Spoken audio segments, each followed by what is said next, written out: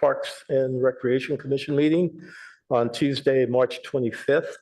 I'd like to call the meeting to order and start with a roll call. Commissioner Dane? Here. Commissioner Way? Here. Commissioner Kleinhaus? Yes. Commissioner Cribbs? Here. Commissioner Brown? Commissioner Greenfield? Here. Chair Freeman? Here. Let the record show that we have quorum, 6 are present and 1 absent. Okay, thank you. So now is the opportunity for public comments. For those who want to address the commission on non-agenda items, if there are any members of the public who are in person and would like to address the commission in person, please fill out a speaker card and submit it to the clerk. If you're on Zoom, please raise your hand and the clerk will acknowledge your presence. So through the chair, we have 1 public speaker for general public comment that is non-agenda item, and that is Tom H. Thank you. To the chair, 2 minutes, correct? 3 minutes. My name is Tom Haxton, and I'm the president of the Palo Alto. My name is Tom Haxton. I'm the president of the Palo Alto Middle School Athletics Community Organization, a nonprofit organization created to demonstrate a better way to operate middle school athletics in Palo Alto. I'm speaking to follow up on the progress of your ad hoc committee's evaluation of outsourcing middle school athletics to local nonprofits, a process initiated following our advocacy work and the City Council's October 7th vote. Commissioners Bang and Cribbs, thank you for serving on this ad hoc committee, and Commissioner Brown, if you hear this later, thank you for serving on this ad hoc committee and for taking on this work in addition to your other commitments. I want to urge you to please pursue this evaluation with more urgency. This ad hoc committee was formed as a result of advocacy efforts that began in June 2024.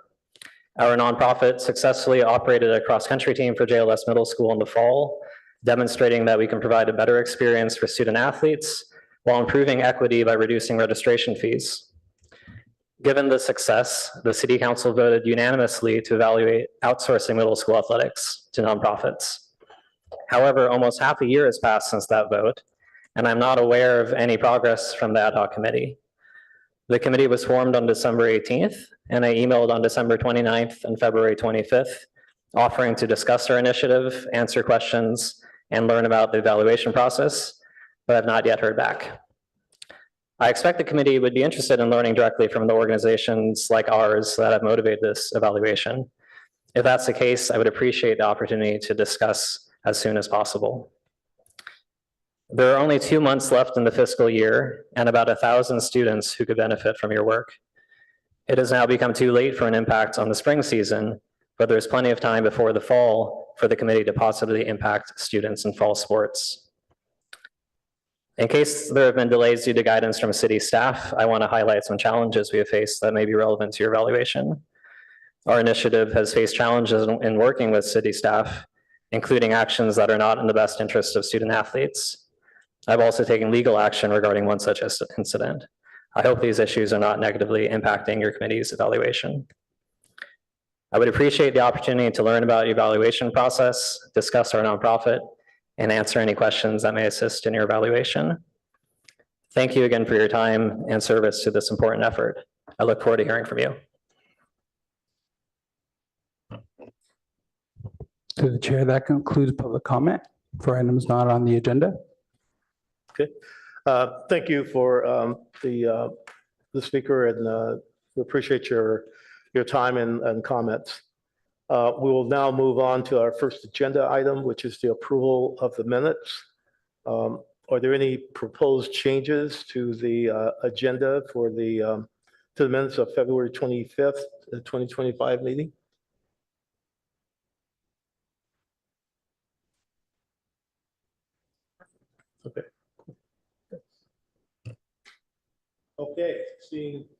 Okay. Seeing none, let's move on to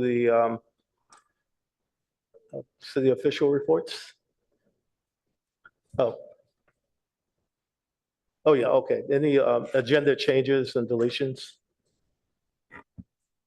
Chair, do you mind having our clerk take roll call for the approval of the minutes? Okay.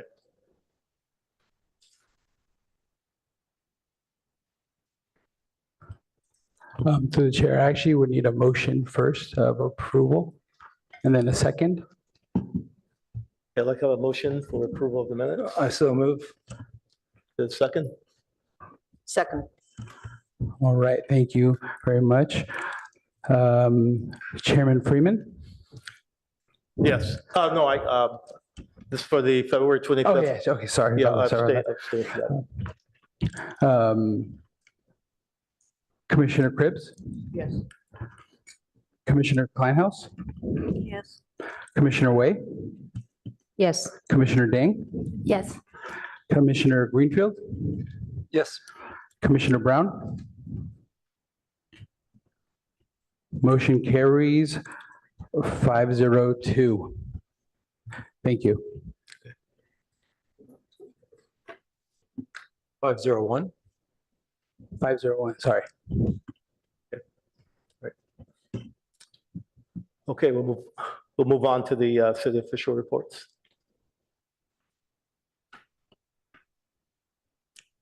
Oh, I'm sorry. Let's move on to our city council liaison, Councilmember Litzcott Haynes. Thank you, Mr. Chair. I'm delighted to be your liaison. This is my second meeting.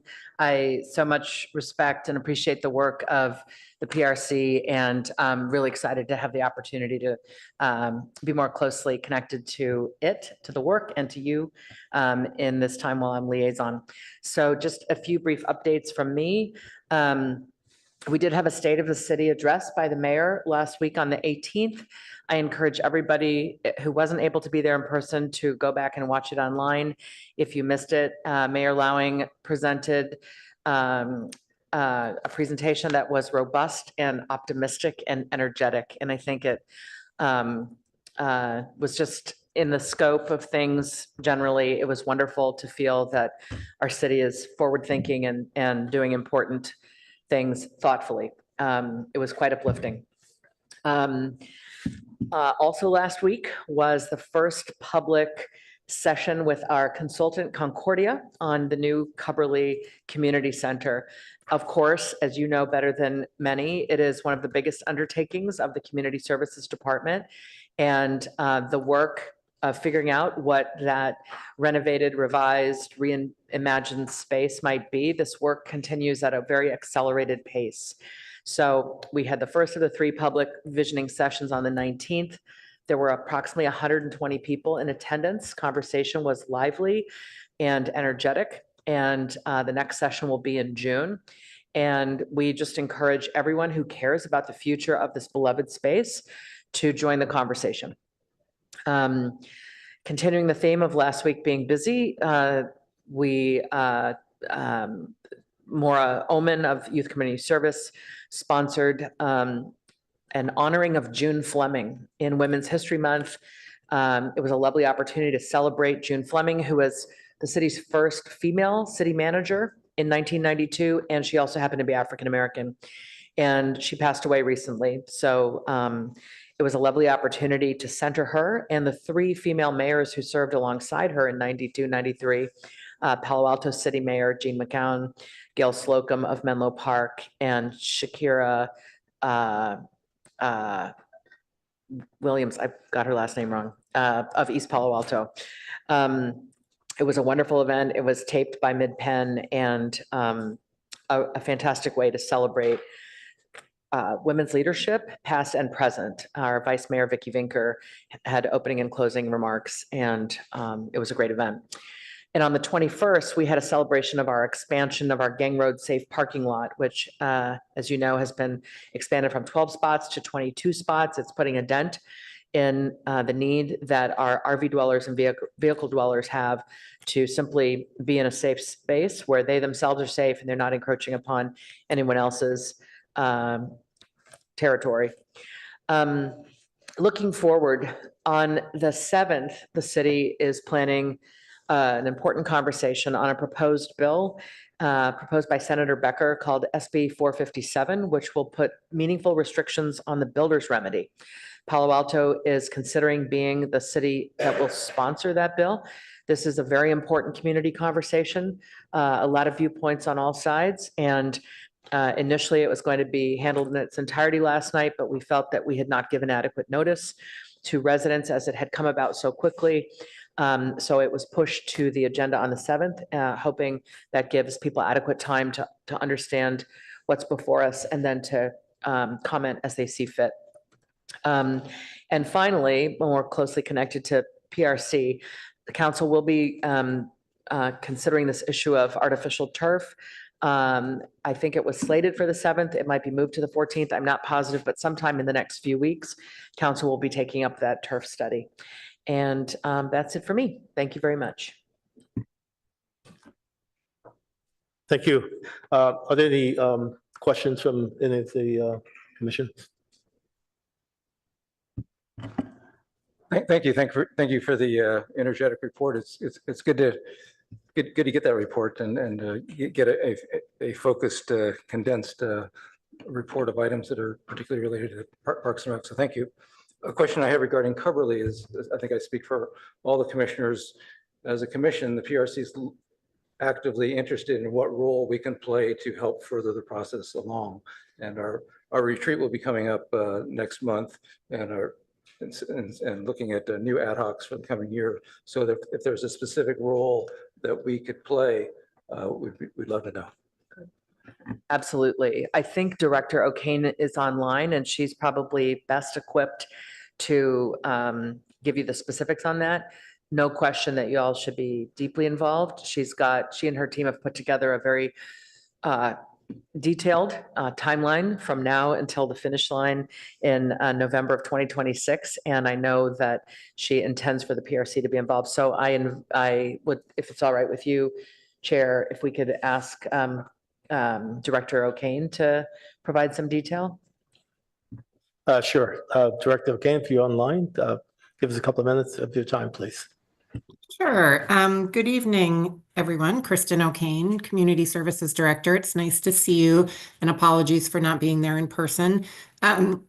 Yes, we plan on coming to the Parks and Rec Commission next month at your April meeting to provide a lot of detail on the schedule for our work moving forward, and also recap what we learned from the first community meeting and also our plans for the second community meeting. So more to come, but we will have a lot more to present to you next month.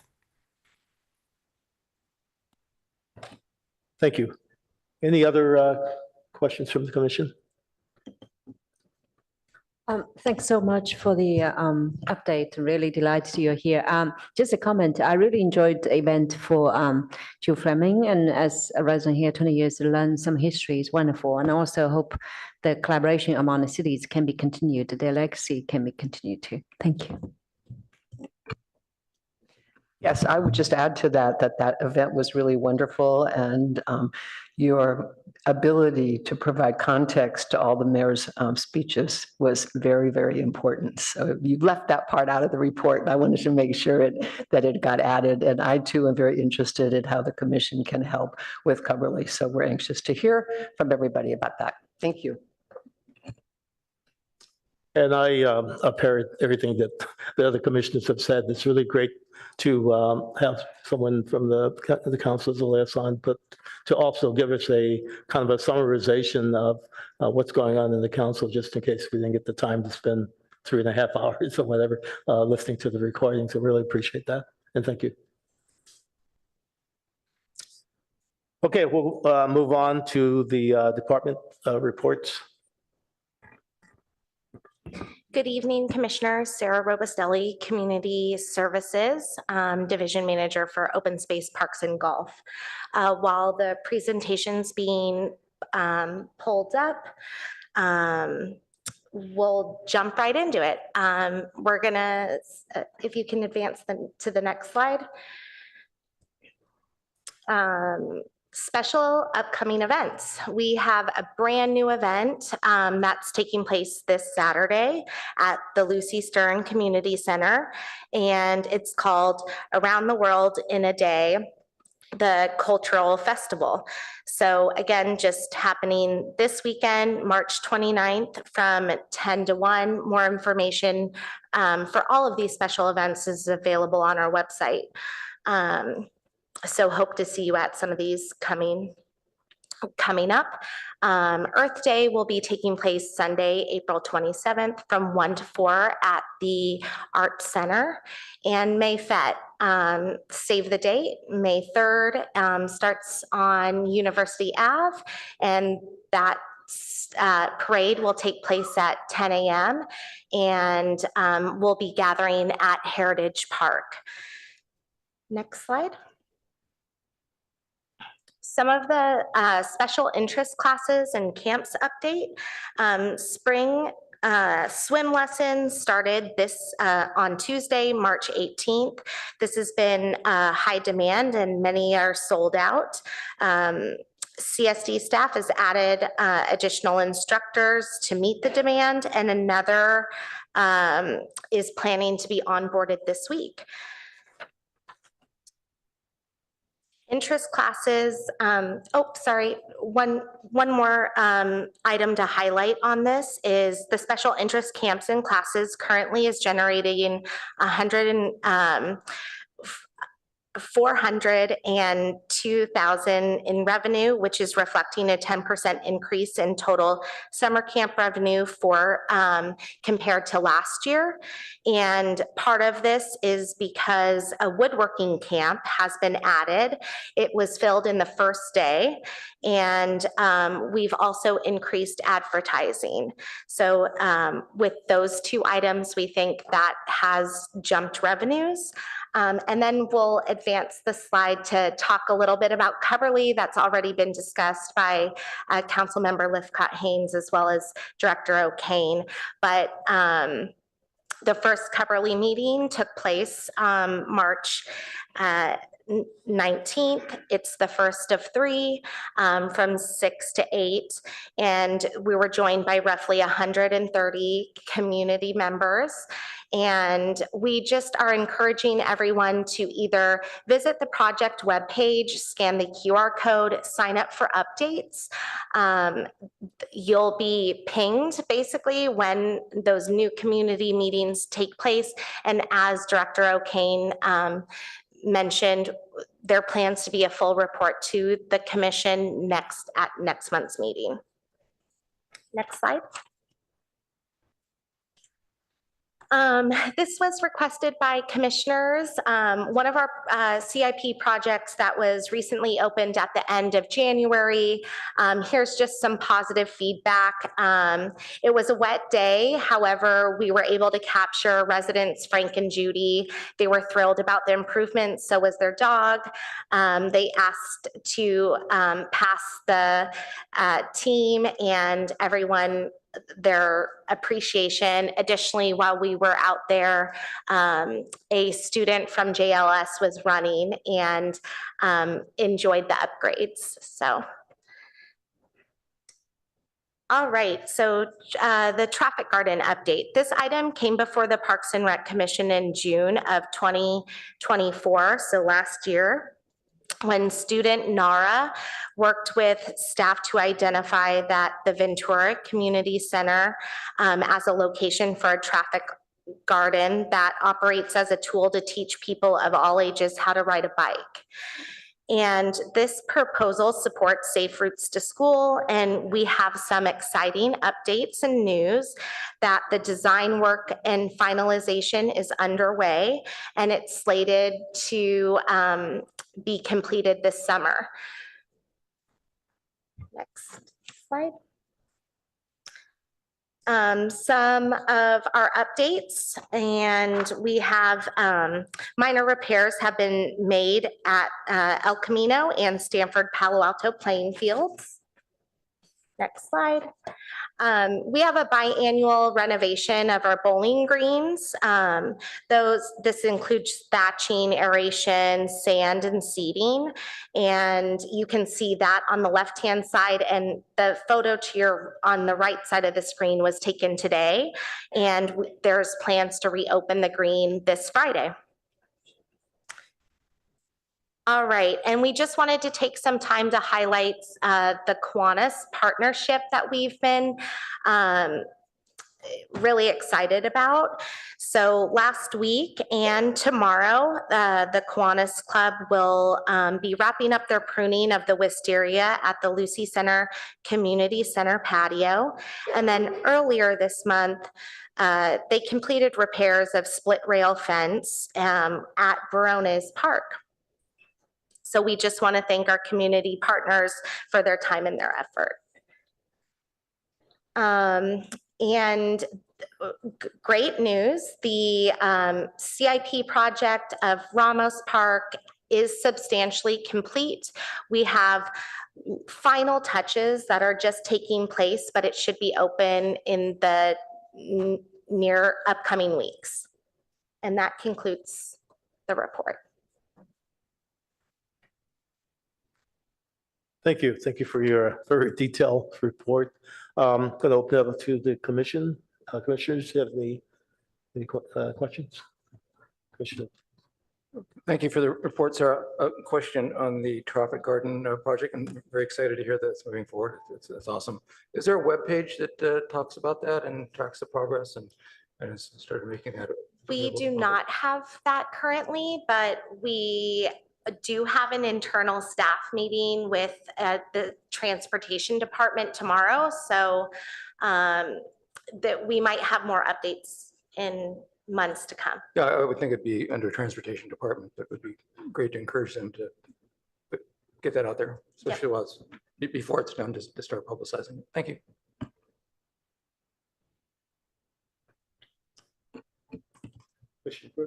Commissioner Gribbs.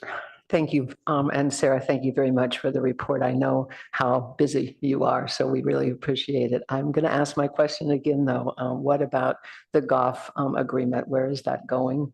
And how soon will it get looked at? Yeah, great question. We plan to have a golf update in May, so a very thorough golf update coming back to Parks and Rec Commission, and we should have more at that time. Great. Thank you very much for that.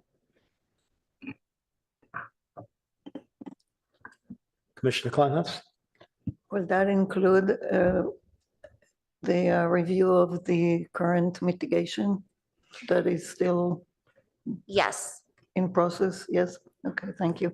And I'm not sure whether the city council in their discussion is including plastic surfaces in playgrounds. And if not, maybe that's something to consider. There was an outcry about one of them at Boulware. The one at Ramus looks nice, but it's still plastic and little kids are going to be crawling on it. So I think that's something to generally consider for the future. And I don't know if city council will talk about it or not. Thanks.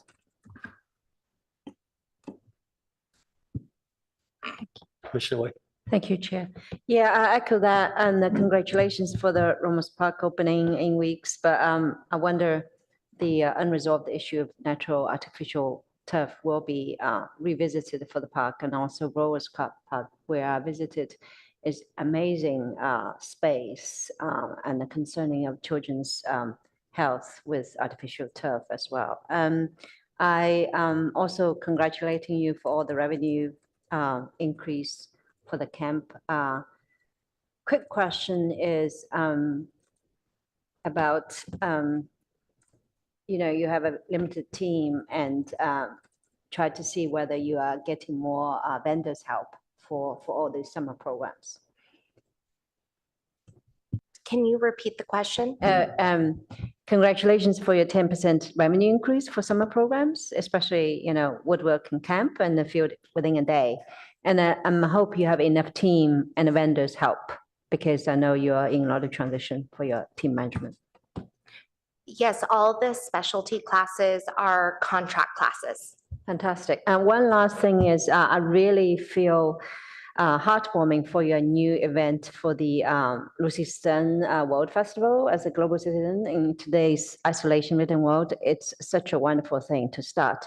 And it's also a busy weekend. I understand there's a youth pickleball tournament in Mitchell Park, maybe Sunday or Saturday. And also I'm aware there's a youth mental health conference in Mitchell Park on Sunday too. And thank you for all your great work and in this very busy time.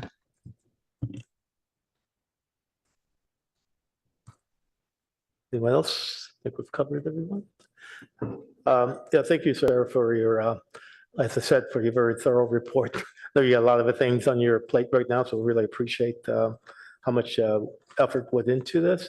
I do have a couple of questions on the, and congratulations on Ramos Park being finally, I guess, will be completed in the next couple of days or so, sounds like. We're still getting an ETA, but it should be, we're anticipating that the next couple of weeks, but again, substantially complete. Okay. The last meeting, swings still had to be installed, so those have been completed. Is there any, I guess, intent to do something for the neighborhood so that people know that the park's opening? Is going to be some, like a celebration, or it's just going to sort of open and be available? I don't believe that's at least been our standard practice. Okay.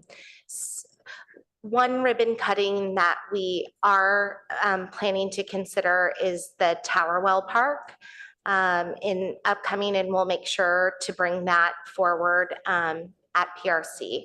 But Ramos, right now, there aren't plans for any type of ribbon cutting. So how will, I guess, people know that it's actually open and ready for All the play? construction fencing will then come down. Okay. My other question, I guess this is something you'll probably be maybe discussing at the next meeting on your staff report, is the May Fest Parade. Interested in knowing, are you starting to, I guess, get ready for that? And if so, what's been the participation? Do you see the growth and what it's been in the past year? Are we going to have anything like school floats like we used to have in the past and those types of things? I can come back with more information on that. Okay, thank you. And then, yeah, that's it. It's it for me right now. I'm sorry, Commissioner. Thank you. Just following up on the Mayfair Parade, if you're looking for participation with Parks and Rec Commission members, this is a good time to reach out. The next time you'll see us will be just a few days before the parade. Okay, Director O'Kane is also online, so if there's a specific question, or we can come back next month, Chair. Or bring it up at the retreat coming up if there's not a clear directive right now. Sure. Well, I can just add that, yes, we'll reach out to the commissioners and see who wants to be involved in the parade. There's opportunity to walk in the parade. And also we always look for judges to judge the floats. Councilmember Lithcott-Hames, if it's okay to mention that you've done some work related to increasing the number of floats in the Mayfet Parade and the type of floats. So we're hoping that we get some more exciting entrance into the parade and maybe some new floats that we haven't seen before. So I know that Lance LeDrew, our special event coordinator, has been working hard to bring some new things to the parade. So stay tuned, and hopefully we'll have a dry parade this year, because if you recall, I think it rained the last 2 years, so hopefully it'll be nice and dry. Thank you for that update. And it's nice to know that we're going to have floats back. That's something that was missing in the last few Mayfest parades. So that's great. Commissioner Don. Yeah, thank you, Sarah, for working so hard. We all miss Steve. And thank you for sharing your report. Can you explain more about the El Camino and Stanford Playing Field project? Sure. In order for that to stay functional, we've deferred some of the capital improvement plans. So those were just minor repairs to mend some of that. We do have an upcoming total construction that will be coming to City Council in the upcoming months for Stanford Palo Alto playing fields. And then as directed by City Council, the El Camino Park replacement will not be moved forward until the turf study is complete. Okay, thank you. Okay, I do have one last thing on the report, and maybe this is something that again will come up in the next meeting, but there's been a couple of months, I guess, since we put out the Enjoy magazine, and for summer signups, can you give us any update? Has that sort of increased in the number of people signing up? Are we starting to see a wait list, or how soon does all of that start to come together? Director O'Kane, do you have an update for that? Sure. I don't have actual numbers in front of me, but yes, we did our summer camp registration, and we tried something new this year to hopefully improve equity for registration. And that was called the DigiDraw, which was a digital lottery. So we're still collecting feedback on that process to see if that's something we want to continue. But generally, our camps do fill up quickly, particularly camps at the Art Center and the Junior Museum and Zoo and the Children's Theater and many of our recreation camps. So we are already seeing or have seen waiting lists for those camps already. And, you know, would do our best to accommodate people as either new camps are opened or we can identify new locations to have the camps. Okay, thank you. Thank you for that report. So look forward to more just detailed information on what's happening with that the next meeting. Thank you. Okay, let's move on to the business items.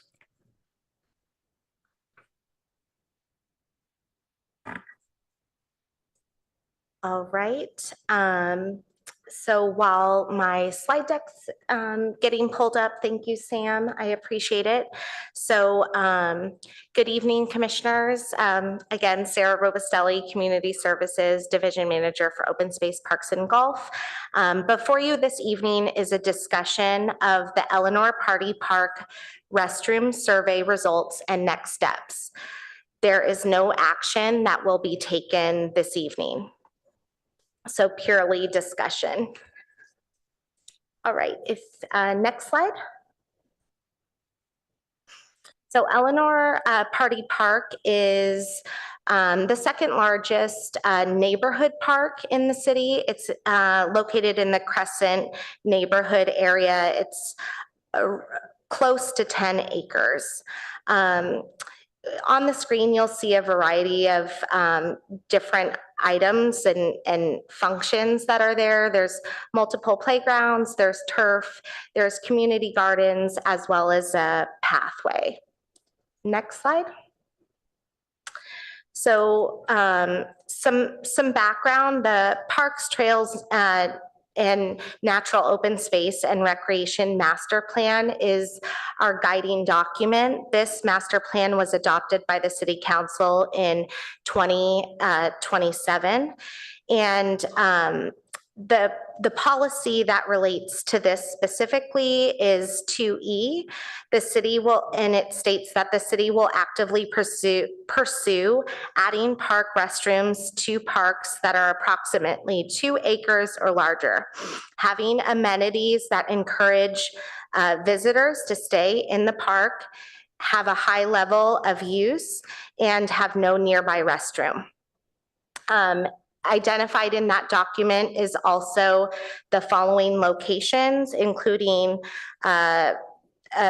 quite a few parks: Bowl, Bowdoin, Eleanor Pardee, Johnson, Ramos, Robles, and Terman. Recently, the city has done some installations, which include Ramos Park, Robles, Rinconada. Currently under construction is Cubberley. Bulware is also under construction, and funded for this year is the Mitchell Park Magical Bridge. Let's see, and then just to speak a little bit to Mitchell Park, is no work has started on that restroom yet due to staffing constraints. And there is hope that once the Cubberley restroom is completed, that staff will then start the design phase for the Mitchell Park restroom. Next slide. So project background and community interest. Years ago, this project was previously considered and didn't move forward as it faced neighborhood opposition. However, more recently, there has been an increase in community interest, and council directed staff to do some outreach. The survey questions were developed by staff to inform decision-making and to ensure accessibility, usability, and visitor experience. This was not designed as a formal scientific survey. The survey took place online from January 13th to February 13th of this year. To the right of the slide is an overhead of the park. Next slide. In terms of stakeholder engagement and outreach, we worked collaboratively with our city manager's office and communications team. We provided an update at your January 28th, 2025 meeting. There was some news stories. It was uploaded to the city website.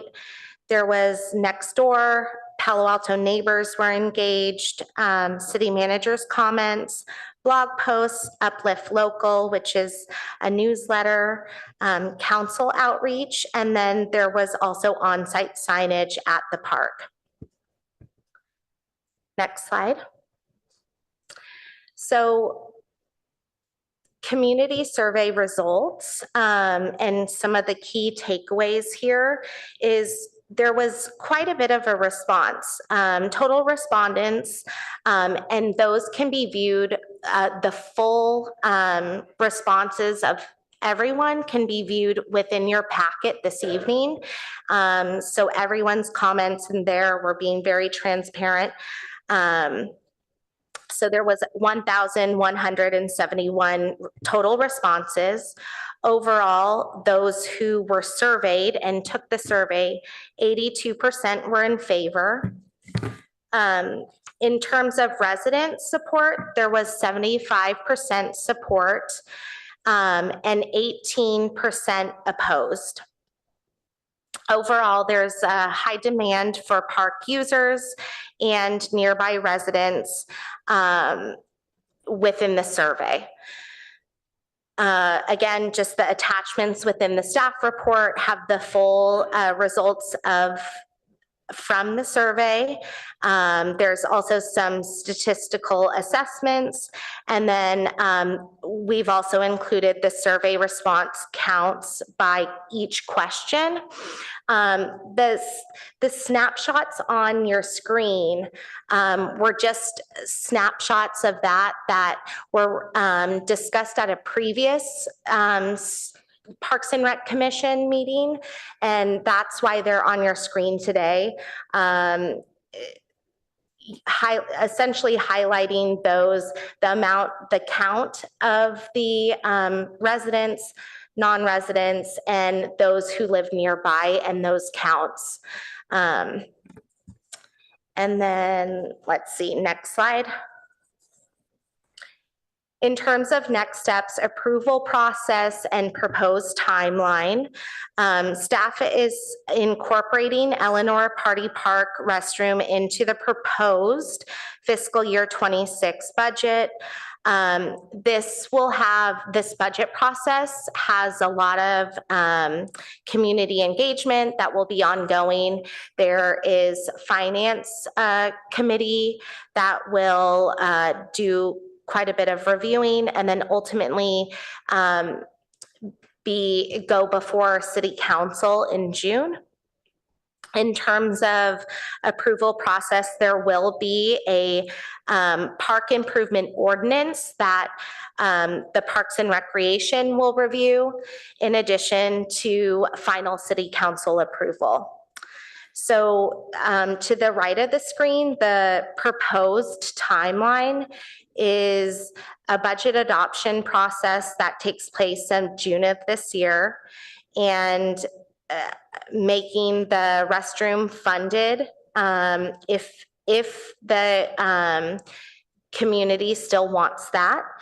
And the two things that are still to be determined are community meetings, the timing of the park improvement ordinance, and then the final design and installation within prior to coming back to PRC for the park improvement ordinance. There would be design, and this would be led by our public works engineering team, who will incorporate a discussion on location and the standardization if of the design of the restroom itself. And that concludes my report. Thank you. Thank you for the report. We'll now open it up for public comments. And we're setting it for 2 minutes. Try and keep it down to that. We have a lot of people who will be participating. So if you can let us know what that count is, please. Yes, and through the chair, we currently have 12 speakers, 11 in person and 1 via Zoom. So our first speaker is Orit.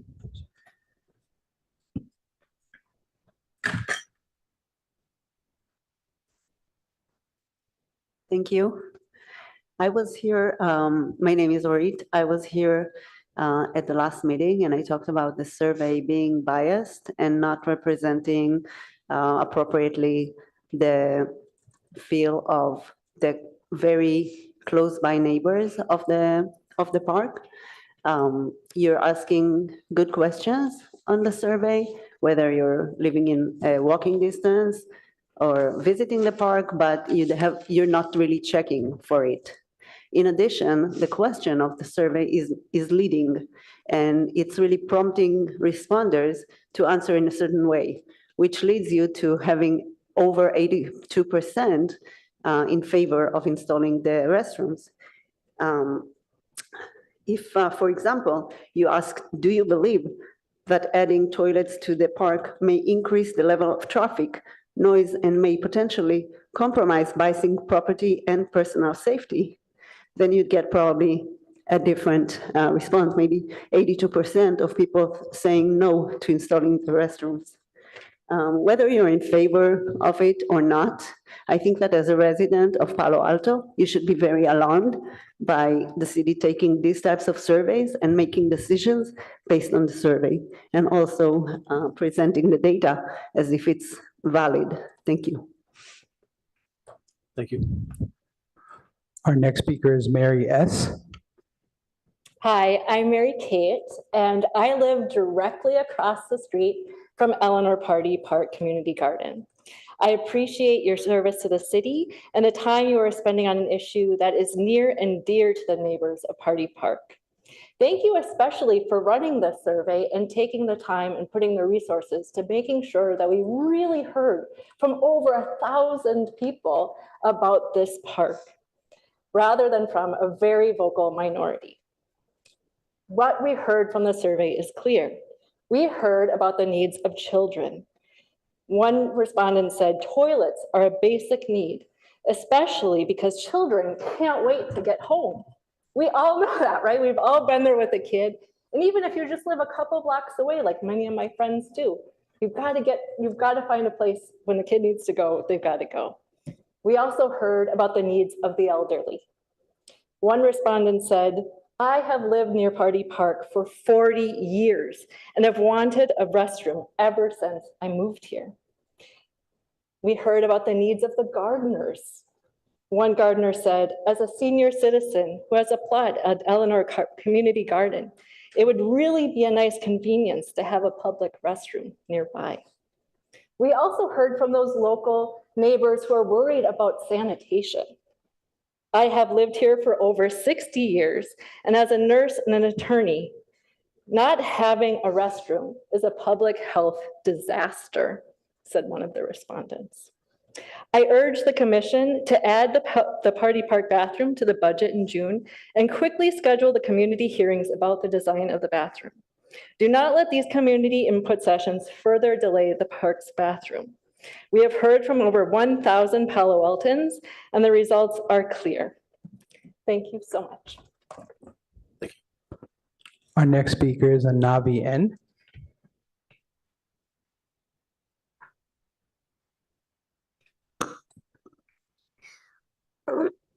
My name's Anavi Nagaraj. I'm 8 years old, and I'd really like a bathroom because it's kind of annoying when you've just convinced your mom to give you 5 more minutes at the park, or if you're trying to pet every dog at the park, to have to go home right away.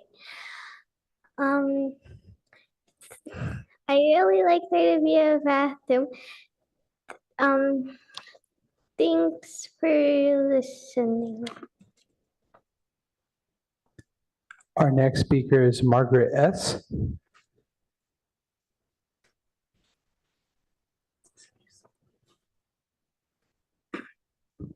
I moved here in 2011 from Minnesota, and I have never been at a park in Minnesota that didn't have a bathroom.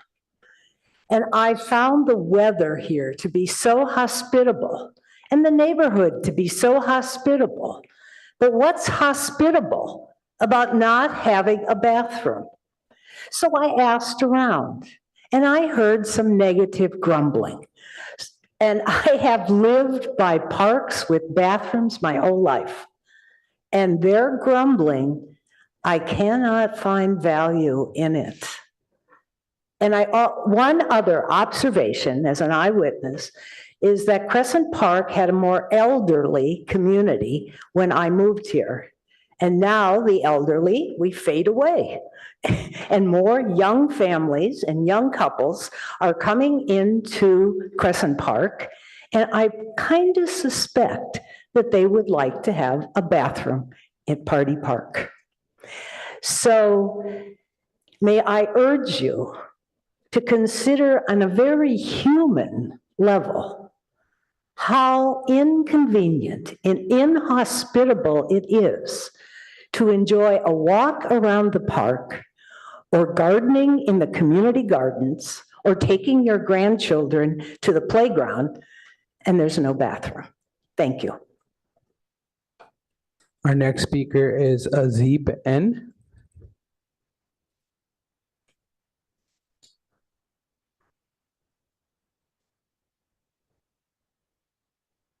Hi, hi, my name is Azib, and I lived in this community for a long time, and I have heard both sides. And they have, the points that they bring is valid. We need to consider both sides. I have another option for solution to have. How about if the city has a vehicle, I don't know what they're called, a vehicle or a truck or a van with toilets, for the kids and accessible for everybody. And the vehicle would be parked by the park, open to when park is in use. and with an attendee. That gives someone opportunity, a business opportunity. And of course, the vehicle, we don't have to wait for it to be built for 2 years. In 2 years, it can be done yesterday. The toilets will be available for everyone. That's one of the ideas that I had. I hope you consider it because, as I said, both sides, I do see both sides valid points. And then thank you for your services, by the way. Our next speaker is Amy Kay.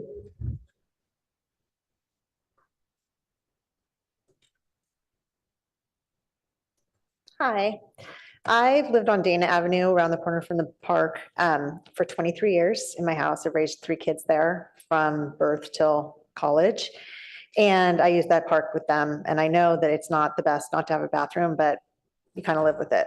I do find that the survey did not reach everybody, I think, as satisfactorily as you all would probably think it did.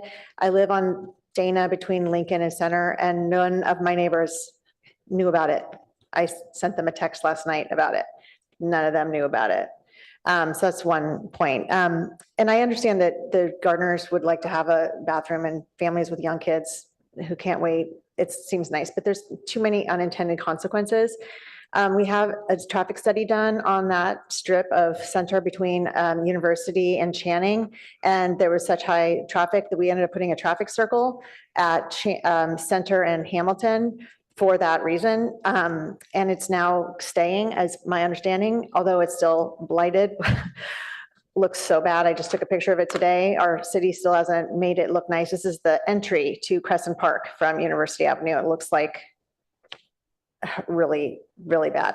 So that's one thing. And then also with putting in the bathrooms, not only are you going to increase the traffic, but you're going to make it a destination park, and you're going to have more baseball. You're going to have soccer. AYSO is going to want to use it because when there's a bathroom, people are going to stay for a longer time. There's no parking at all.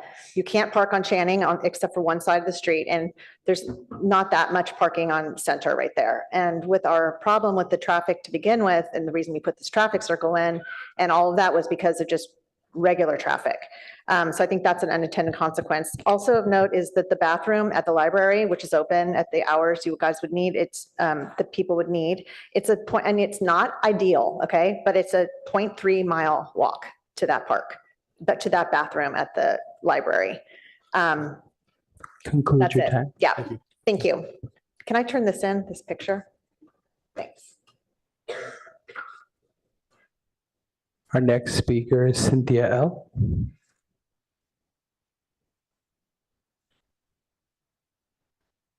Hi, my name is Cynthia.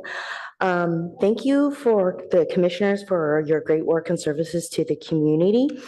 And I live on a block away from the park, and I have 2 children who have always visited the park daily or weekly for the last decade. And how we easily solve the bathroom issues is they go before the activity and then they come home afterwards. And so I strongly object to adding bathrooms to the park because it's a small benefit to the casual visitors, but is a detriment to the adjacent neighbors. I would define the stakeholders of the survey. So the survey should be considered a 2-block radius to the park. By adding restrooms, this would change the character of a walkable neighborhood park into a regional park. This would negatively impact the park by having a lot of trash parking issues and making the park unsafe for the neighborhood. There's no bathrooms as it is because there's no bathrooms, and out of the area stay for the out of the area visitors causes overflow in the trash cans on the weekends, and then there's a lot of litter at the park. And because this was built as a walkable neighborhood park, it doesn't have a designated parking lot. So this distinguishes this park compared to the other parks that you're building bathrooms, like Mitchell Parks has several parking lots, and so does Cubberley. And this, by having the parking issues not addressed and having the bathrooms there, it would end up when there's events like sporting games and visitors for long visitors, this would end up, causing problems by blocking driveways, encroaching on bike lanes on Channing and Center, and then the overflow courts nearby the park. So I think that is why I strongly oppose to having the bathrooms being added to the parks. And furthermore, I wanted to ask to invalidate survey because as some of the earlier speakers said, the last question. That concludes your time. All right, thank you. Our next speaker is Hal.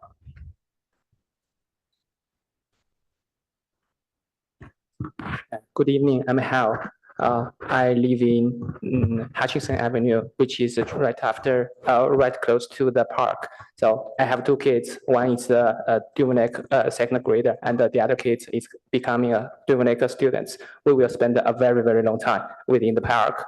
So I strongly oppose the proposal. So first of all, I am very concerned about the increased traffic and the safety impacted my kids. And I will not weaponize my daughter to speak here to advocate their parents' proposal. By the way, my daughter is also the classmate of that little girl. Secondly, I think California is very different from Minnesota.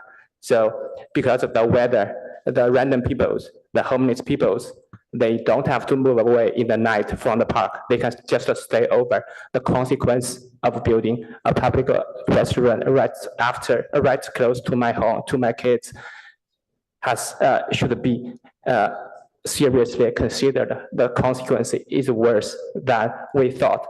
Also, I am very questioned about the scientific the base of the survey. It's totally baseless in my opinion.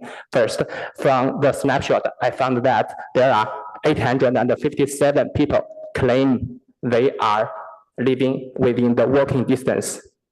This doesn't make sense. We don't have so many people living in that distance. Although, well, you can define 1 mile or 2 miles can be walking distance.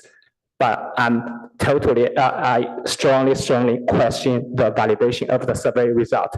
It doesn't reflect the impacted neighbors. It doesn't affect the real, whether it is a real person or just a fake account from all over the world. Everyone can submit and everyone can submit duplicated answers. Please do a scientific decision. Thank you, please.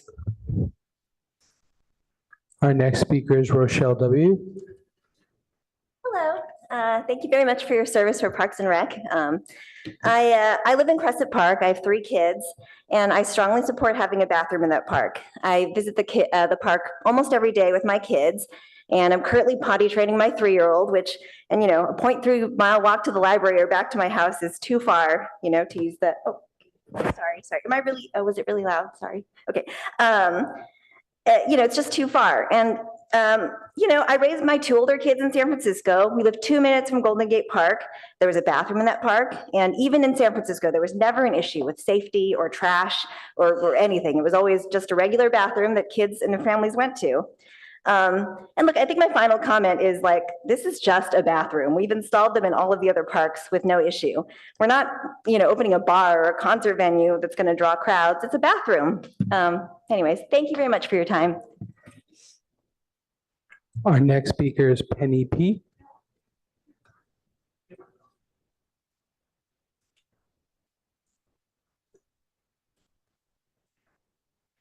I'm Penny Proctor. I have a community garden plot, and we have, I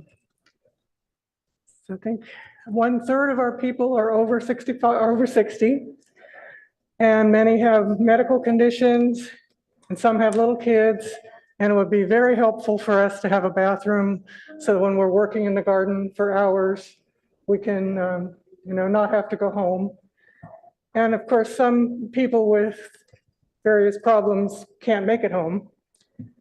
And the park is full of little kids, and the playground, the picnic areas are in use every weekend with lots of kids' birthday parties.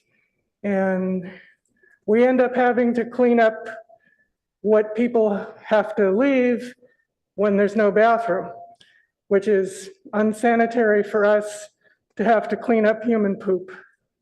We'd rather not have to do that. So I'm hoping that this will proceed and we'll get a bathroom sometime soon. Thank you. Our next speaker is Evan R. Thank you very much, Commissioners. My name is Evan Reed. I live at 890 Sharon Court. My house backs up directly to the park. I was born and raised here in Palo Alto, and as a small child, I grew up really enjoying the parks in this town. Bowdoin Park, Pierce Park, Rinconada Park, where I learned how to swim, Foothills Park, where I learned how to paddle a canoe. These parks really are the crown jewels of our city, and we need to be extremely careful about what we do with them. Eleanor Park has been there for over 100 years.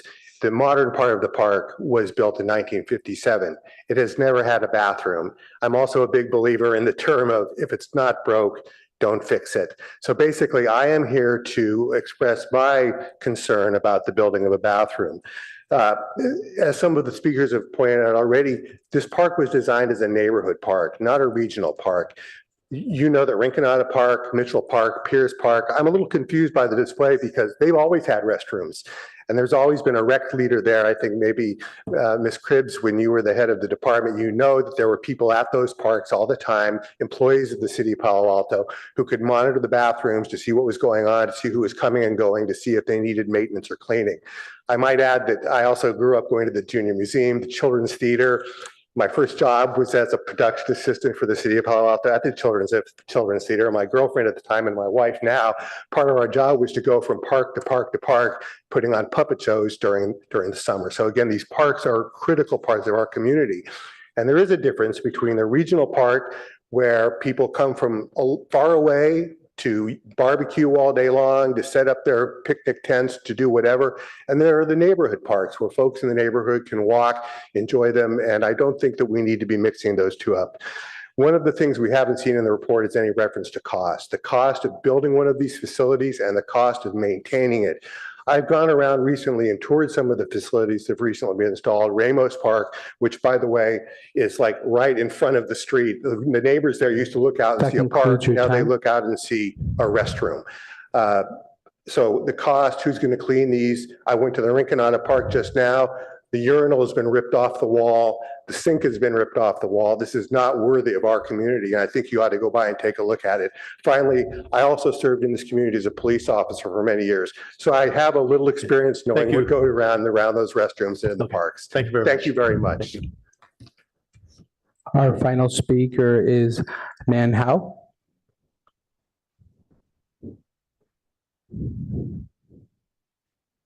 Okay. Can you hear me now? Yes.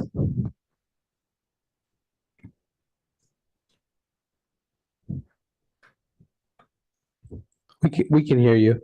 You can? Okay. My name is Nancy Howe. I'm a long-term resident of Palo Alto. I'm a master gardener. I love children. I love sports. I'm a walker. I love cyclists.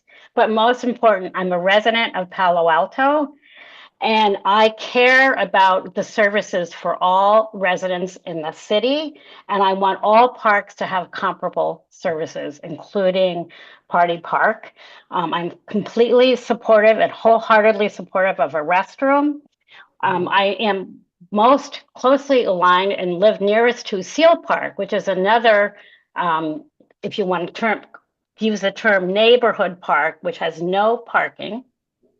And people go there primarily by walking or bike or whatever. It has a restroom. It has no problems with trash or dirt or, I don't know, homeless people. I think that is just a spurious argument. I also recently went to a park in Cupertino. It was a garden talk, and they had a restroom there. And I just can't imagine why other cities can manage to have restrooms in parks that are well used and well loved, and we can't. And all I can imagine is the headline in the New York Times about how hoity-toity Palo Alto can't figure out a way to have a park for its citizens. Most importantly, because I think it's a health and safety hazard. I've talked to the master gardeners who cleared up the ivy, and it's not something you would want to see or have your kids or other people nearby. So I think the decision's been made by the survey. This is not the first time. We need to fund it in the next budget cycle and move forward once and for all.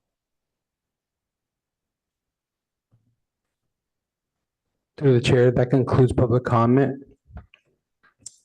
Thank you, and thank you to the members of the public who took the time to speak with us today. We appreciate your time and the comments. Thank you.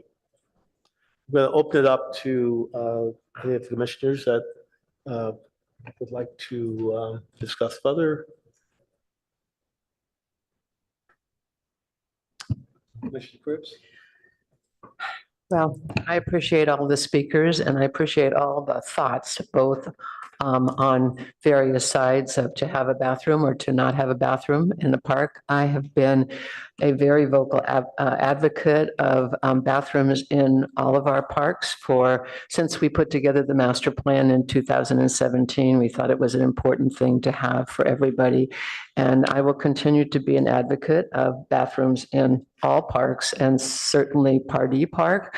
But I also really take to heart some of the residents who are asking about the aftercare and what happens to the park and the bathroom and how it's cleaned, how it's monitored, how it's taken care of. And I'm very concerned about the reports that the new bathrooms at Rinconada have some vandalism and all of that. I'd love to know kind of what we have the ability to do about that. Probably more to say later on, but I will stop there. Thank you, Commissioner Cruz. Commissioner Wei? Thanks, Chair. Thanks, Sarah, first to presenting this, and you're doing two people's job tonight, really sort of hoping our team can expand one day, and thanks for the help from other teams too, like Sam. So yeah, it's interesting to see two sides of the story, echoing Commissioner Cripps for advocating toilets in the park because make it convenient for the residents. I'm near Johnson's Park, and I saw it's really good to see it's on the list one day it will have a park. But I do take into heart too the concerns of other side of story in terms of parking concerns, etc.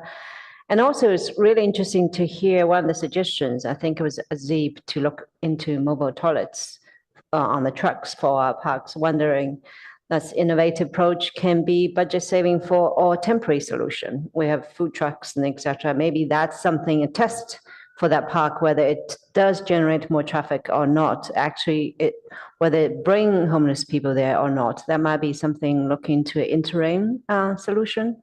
That's my comments. Thank you.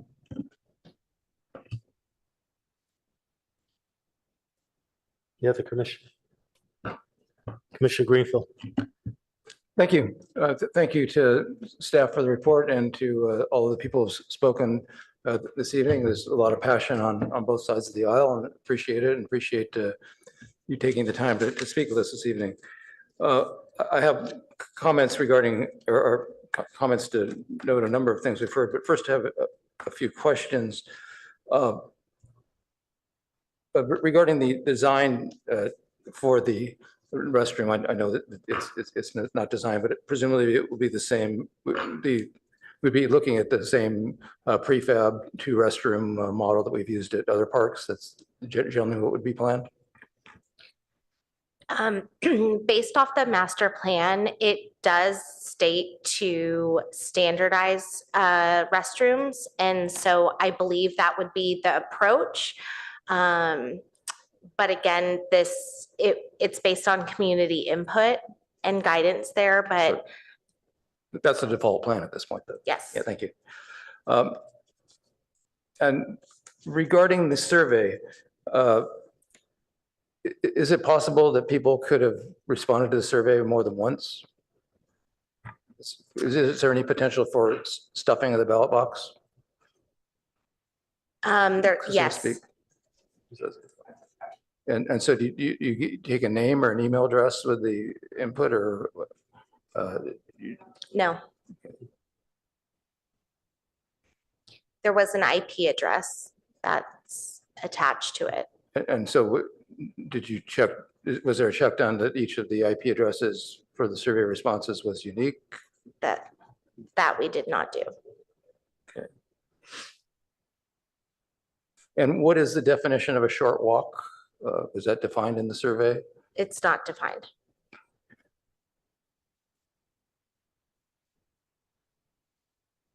Thank you. Okay, and then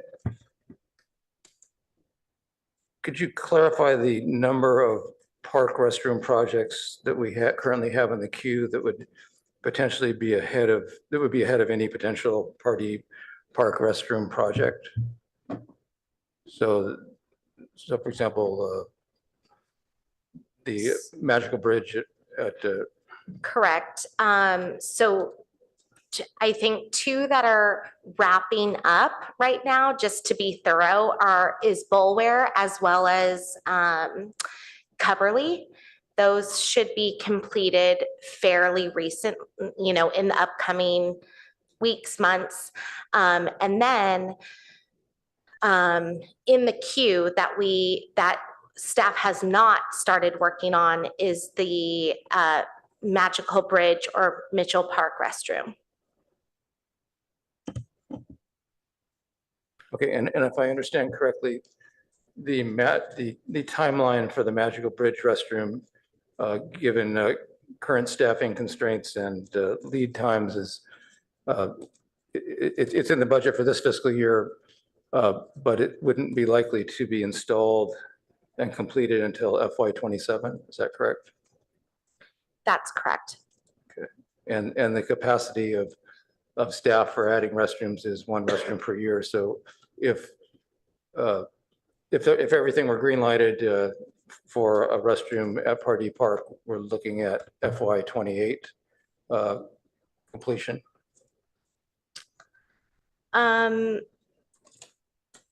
That I think a lot of that's pending, but it looks from what when I spoke to Public Works Engineering, they believe that construction and installation could take place in likely fiscal year 27.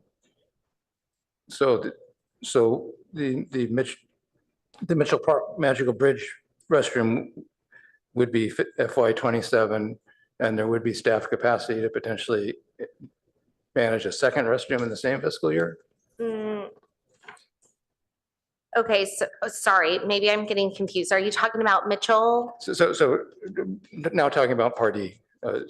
So if everything for Pardee, Eleanor Pardee, we're green lighted, we're looking at FY28, I think, realistically, in the best case. I think correct. We are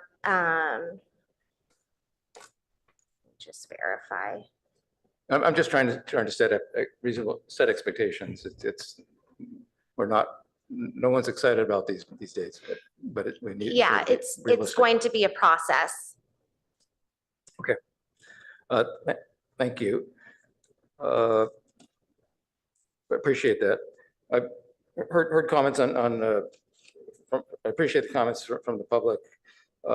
Some comments I would make is, I think as far as the neighborhood versus regional park, we have, the way I see it, we have restrooms at a number of neighborhood parks right now. We have Seal Park, as President mentioned. Pierce Park has a restroom, and that's a regional park or a neighborhood park, and Ramos just had one added. And none of these parks have parking lots there, and they're smaller, if not smaller, if anything, than the Eleanor Pardee Park. And Director O'Kane also reminded me that the Roth Building, which faces Heritage Park. Yeah, Heritage Park has a restroom that will be opening also to. Right. thanks, good input there. I do agree, and this is a concern that the commission voiced, but I do agree that the restroom at Ramos Park is quite ugly. We're hoping to have some much better screening of plants and landscaping around it. I'm hopeful that will be something that will be improving in the near future, but hope that any plan for a restroom would take that into consideration, take a look at Ramos and say, this isn't exactly what we're looking for. We'd like to do better. I would also comment that presumably the restroom would have a timed lock, so it would be so the city can control when the restroom is open and closed, and so it's not open all night long for use. Point out also that AYSO has used parks, many parks and schools without restrooms. They've used Ramos for a long time without a restroom. Now it has a restroom, but on balance, I think it's time to move forward with a restroom at Party. So thank you. Commissioner Kleinhaus. Thank you. And I thank the public for expressing so much passion and interest.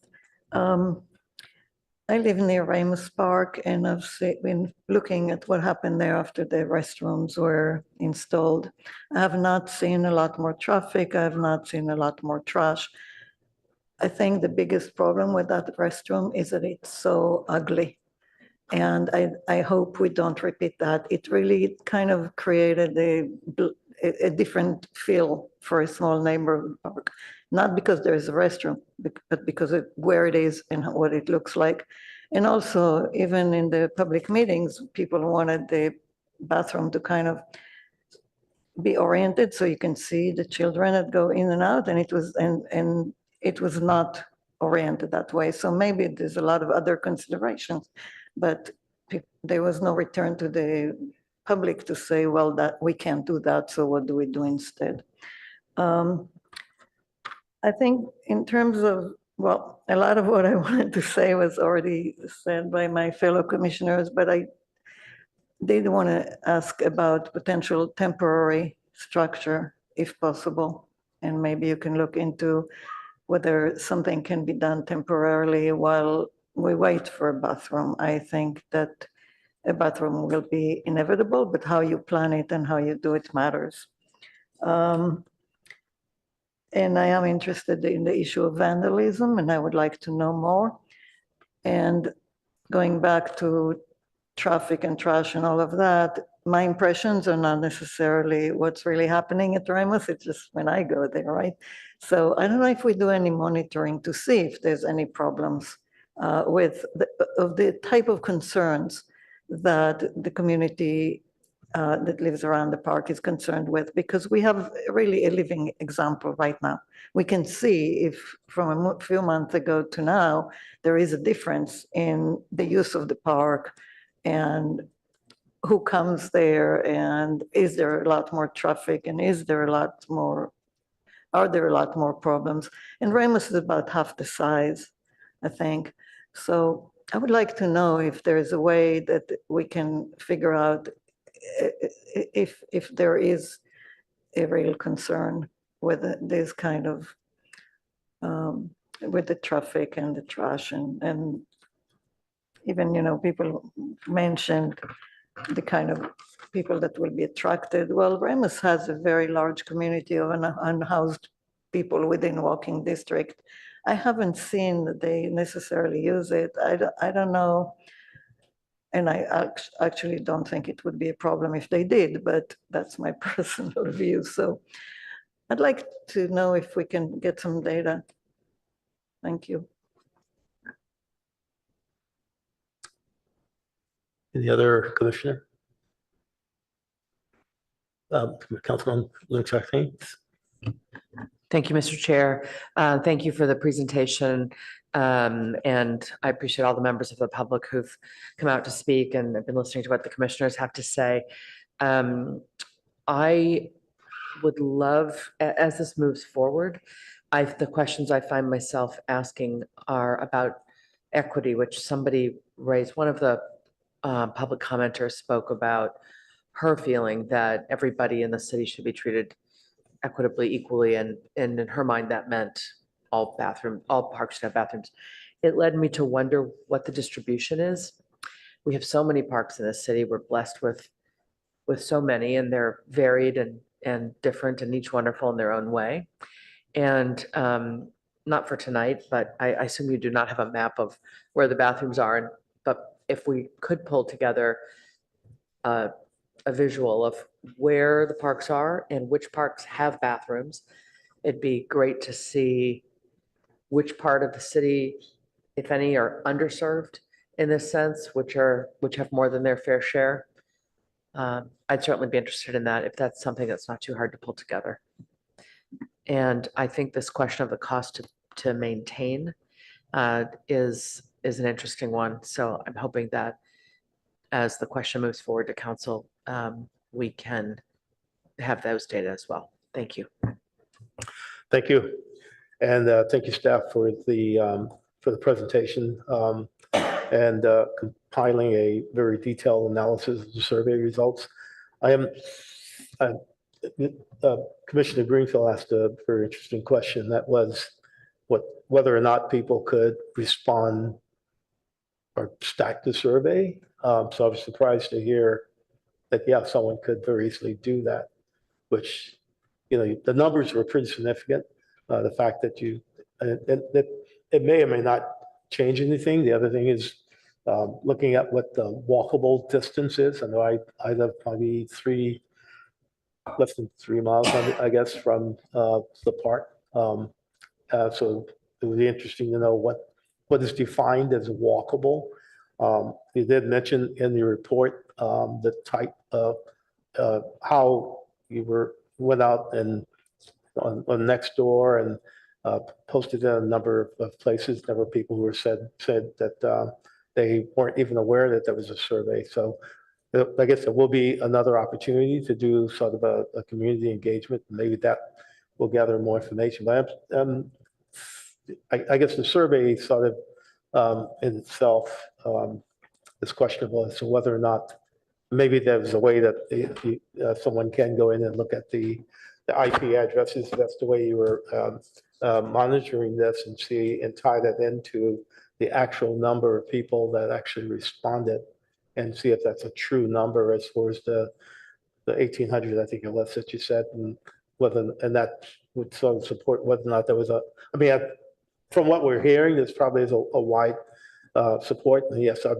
that's a very busy park. I've been there a number of times. There's always something happening there. So why it doesn't have a restroom is very interesting in itself. I was there a couple of weeks ago, and I did notice that there was a temporary bathroom there, restroom there for some activity that was going on in the gardening area. So there's probably an opportunity to put something there temporarily, and then to be able to kind of monitor whether or not, and I would say if it's going to be something like a temporary restroom, there are a lot of options out there that you can or lease or rent that would provide sort of automatic locking instead of timer for when it opens up and when it closes.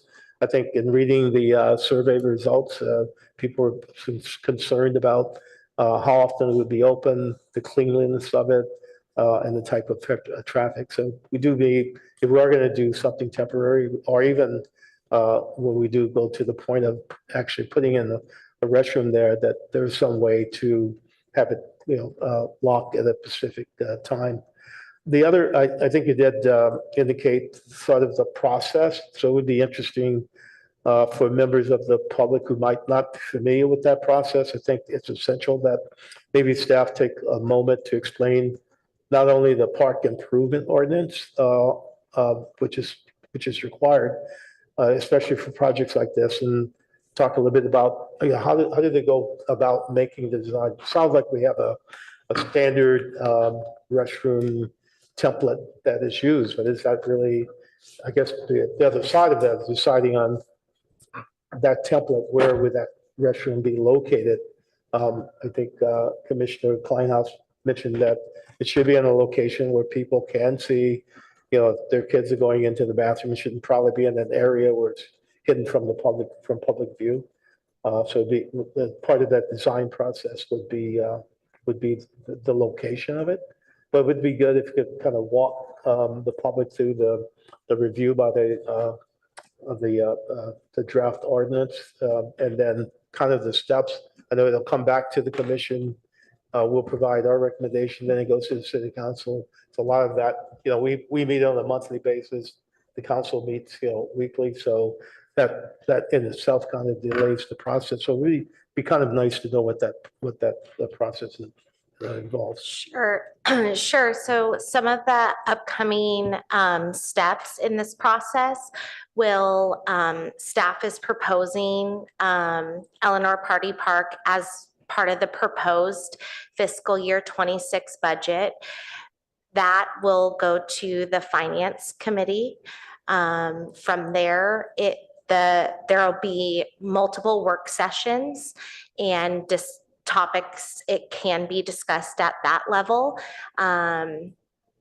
It could be, priorities change during those meetings too. And then ultimately the full council then adopts that plan, that budget, and then funding is there.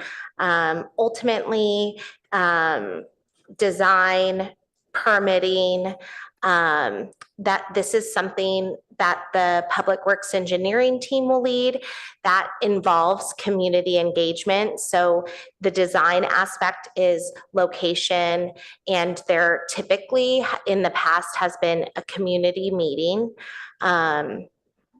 So another way to engage with the community. And then from there, once kind of the community meetings been made and there's more substantial information, that's when the park improvement ordinance would then come back to the Parks and Rec Commission and then ultimately get approval from City Council. So the community engagement would happen during the time. So that's so when we're doing the community engagement, how broad is that? Is that because the survey itself is somewhat limited in scope, it sounds, and the fact that you only got like 1,800 people. So how broad would the community engagement? Because there's a lot of people not only within the neighborhood, but see soccer events happening there. I see picnics and all of that stuff. And so how broad you think that community engagement would be, and at what point would that actually take place? I don't, just because Public Works Engineering typically leads that. So the only other project that I believe I'm fairly still new to the city. Right. So I can get back to you with that. Okay. As far as demographics, were there any noticeable, let's say, demographic patterns among those who opposed versus supported the restroom installation, such as age, proximity to the park, or usage frequency? Do you have a breakdown of that? A lot of the key items that were asked is what was included within the staff report. But some of the key analysis points, the highest level of support comes from residents who, again, from the survey, or who live near the park. Among supporters within walking distance, nearly half, 48%, strongly agreed that a restroom is necessary. Opposition from the project is concentrated within a smaller subset of 18% of respondents. Minimal opposition was observed among those who supported the restroom, indicating a strong consensus amongst advocates. So there's some other highlights. Okay. And then looking at the 18% of the residents who opposed the project, is there a way to kind of do a deeper dive into what the oppositions were? Were there any patterns that we saw of the 18% who, was it more about safety? Was it about cleanliness? I think maybe those questions we didn't ask, Okay. right? The survey by question, everything's included within the packet. So,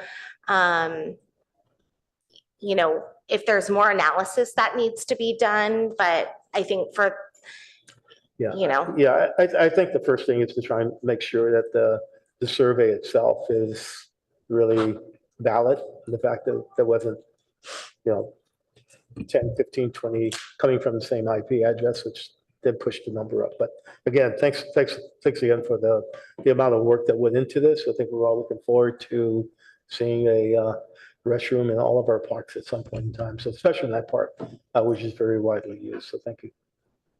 Are there any other Commissioner Cripps? You have your light on. You're good. Okay. So Commissioner Greenfield. Thank you. Thank you, Commissioner Freeman and other commissioners for your comments. Just a few follow-up comments. I think that 1,800 responses is a very high number. It's incredible. Hopefully it is believable, but I support the chair's recommendation to run an IP check if we can and try to confirm well, that. and sorry, just a clarification, it's not 1,800, it's 1,181. Okay. Yeah. It's still a big number. So I mean, that's great news, and staff's doing some good work to be able to push something out and get that many responses. Wanted to ask a question about the funding that would be included in the potentially in the FY26 budget. The funding, if I understand correctly, that doesn't include staff time and community engagement, things like that. That's really funding for the for the purchase of the restroom, the planning and purchase of the restroom. And so is it, if we're looking at FY28 installation of the restroom, is it appropriate to be requesting funding in the FY25 budget for FY26 when we know it's going to get pushed to FY27 and FY28? Not that if I were in favor of the restroom, I wouldn't want to see that happen, but is that the right process? I think as we all have seen, things change. So I think that's what the next step in the process might be able, because council can direct staff to, you know, change direction or, you know, not fund, set a higher priority for a specific restroom. So, you know, staff serves at the pleasure of the council. As does the commission. Thank you. Yeah, I do have one last question. And that is looking at whether or not there is, and I think this conversation came up a couple of commissioners and maybe some of the members of the public, but is it possible that the city could consider a temporary solution, which actually will become sort of a pilot, and you can see whether or not there's an increase in traffic, whether or not there are some of the other things that people are saying would happen, and be able to sort of validate those things. And I don't know how much, I mean, that's a cost associated with it, but it might be a good pilot, a good temporary solution, being that we're looking at this being sort of a 3 years out, if that's the case.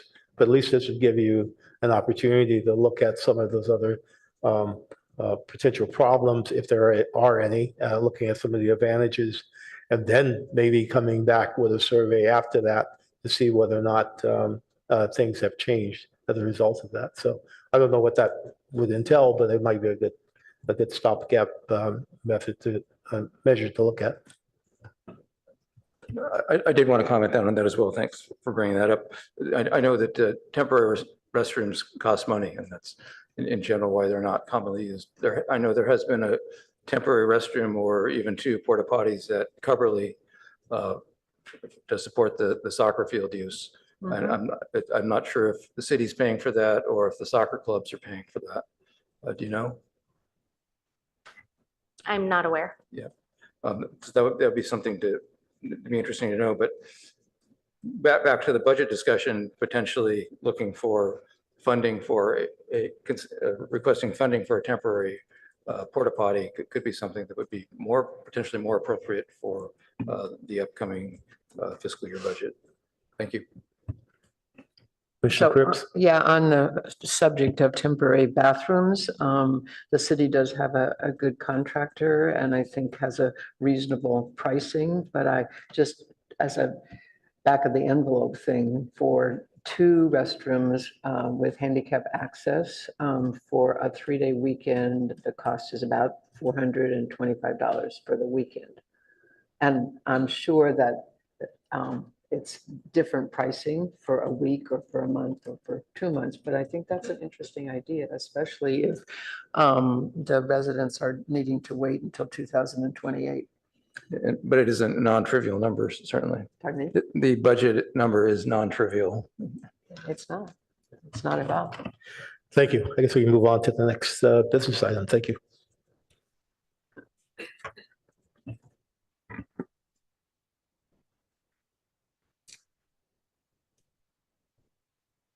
Good evening. I would like to invite Ozzy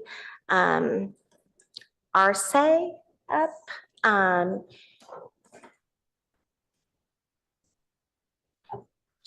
Let me scoot over.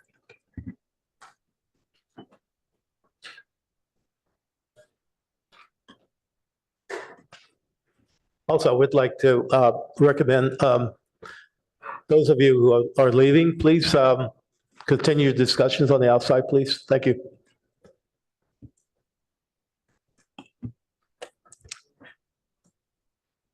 Okay, go ahead. Thank you. Awesome. Good evening, commissioners. My name is Ozzy Arce, a senior transportation planner with the city's Office of Transportation. We have an item with you tonight. Before I jump in, though, I'd like to present Nick Falbo from Mobicon, the city's consultant on this project. And we also have Sylvia Starlack, the transportation planning manager, online to help answer questions. The item tonight before you is the Bicycle and Pedestrian Transportation Plan, locally known as the BPTP update. Tonight's item is simply a study session. There's no action required. We are presenting the information before you tonight, but please don't feel like you need to ask all your questions or provide all of your feedback or comments tonight. You have until April 30th to follow up with us with any questions, and staff is happy to connect with the commissioners afterwards to help answer some of those specific questions as well. So think of tonight as us presenting the information, laying out the information, and then giving you all time to review it. What we are presenting tonight are the project recommendations, which is a key phase of the project. The commission previously has seen an introduction to the effort, a discussion around the vision and objectives, as well as a presentation on the existing conditions report for bicycling and walking here in Palo Alto. But again, tonight, we are presenting the work that we've done that has led to this, which is the updated 2025 bicycle network, which are lines on the map that designate where the city is prioritizing investments. We're also looking at the facility types that correspond to that network, and then the policies and programs. You will note too, there's a supplemental attachment D, that includes a lot more links and information, but for the purposes of tonight, we just wanted to focus on the network, the facilities, and the projects and programs, which is attachment A, B, and C. The feedback tonight, as well as all the feedback received through April 30th, will feed into the development of the draft plan, which we will do this summer, and anticipate a release of the public review draft of the draft plan in fall of this year. So we're excited for that, and again, working towards that as a part of the recommendations that we're presenting tonight. So I will be brief, and Nick will be providing the presentation. It's about a 12 to 15 minute presentation. So hang tight. Thank you. Hello, everyone. Thank you so much for the chance to share with you the work we've been doing on the bicycle and pedestrian transportation plan update. We're at a critical point where we get to share with you some of our key recommendations. We've been connecting with stakeholders, decision makers such as yourselves, and the public on what we've been developing and what our key recommendations are at this point. Working on a team here with Ozzy and Sylvia, and I'm a part of the consultant team along with Kittleson and Associates, and we're really proud of the work we're doing and excited to share it with you today. We're going to be sharing with you today the proposed bicycle network, the list of bicycle facilities that help us build that network to create comfortable places to ride a bike for transportation, as well as some key policy recommendations to help shift the city's internal systems and partnerships to create a better transportation system. We've been working on this since 2023, starting with a round of visioning to identify kind of the framing we want to work within as we're thinking about what our key objectives are and what our goals are in this plan.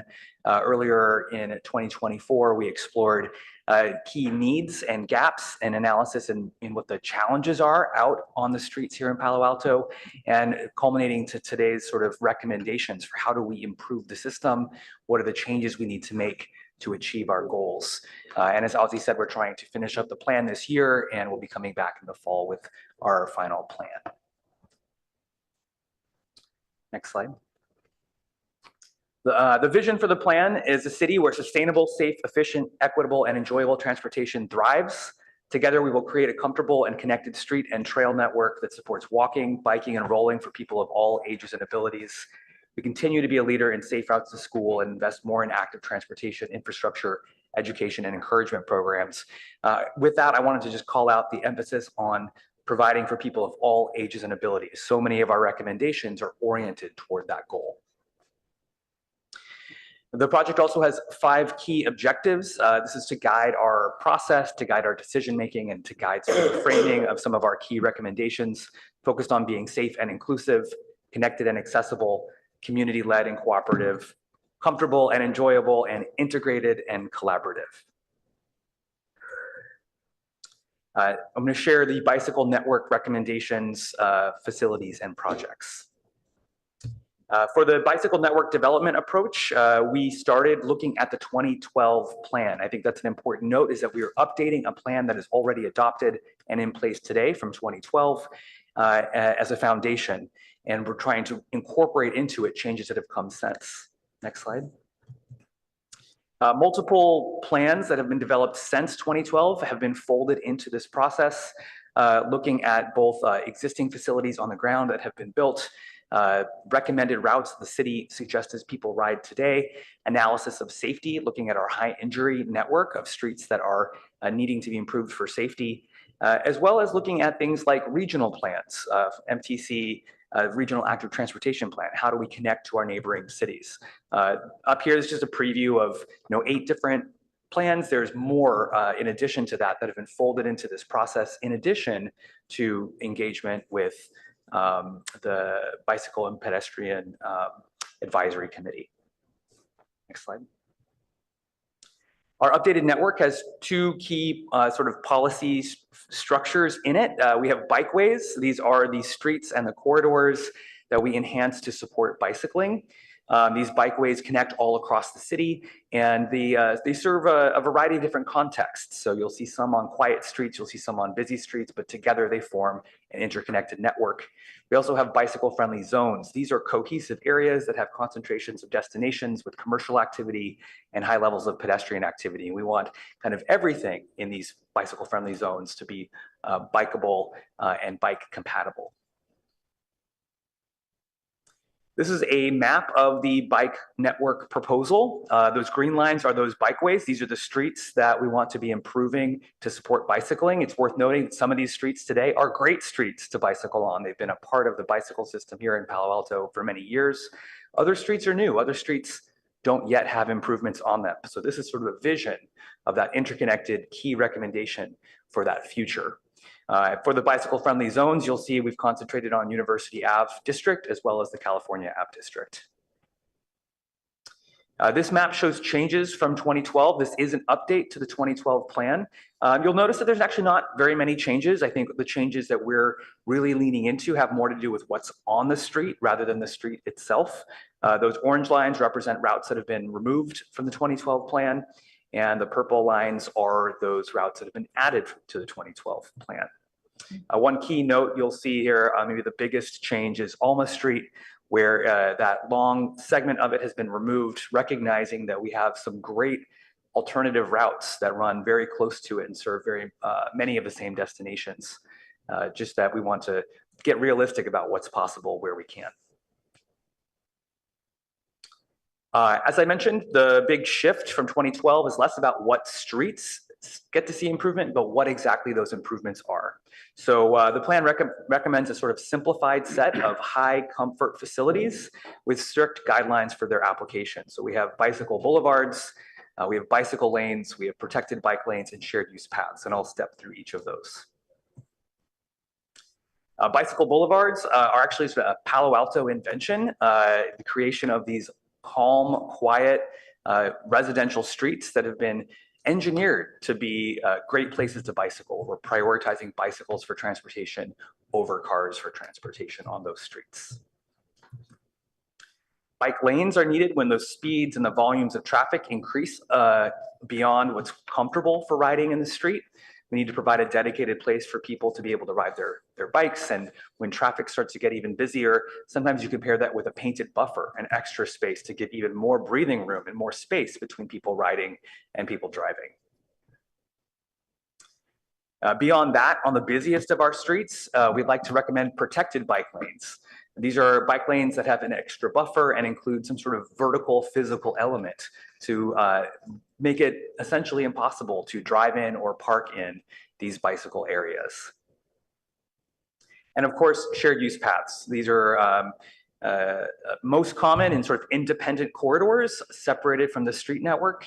And they are spaces that are shared between people walking and biking. In some cases, these also run along some of our busiest roads.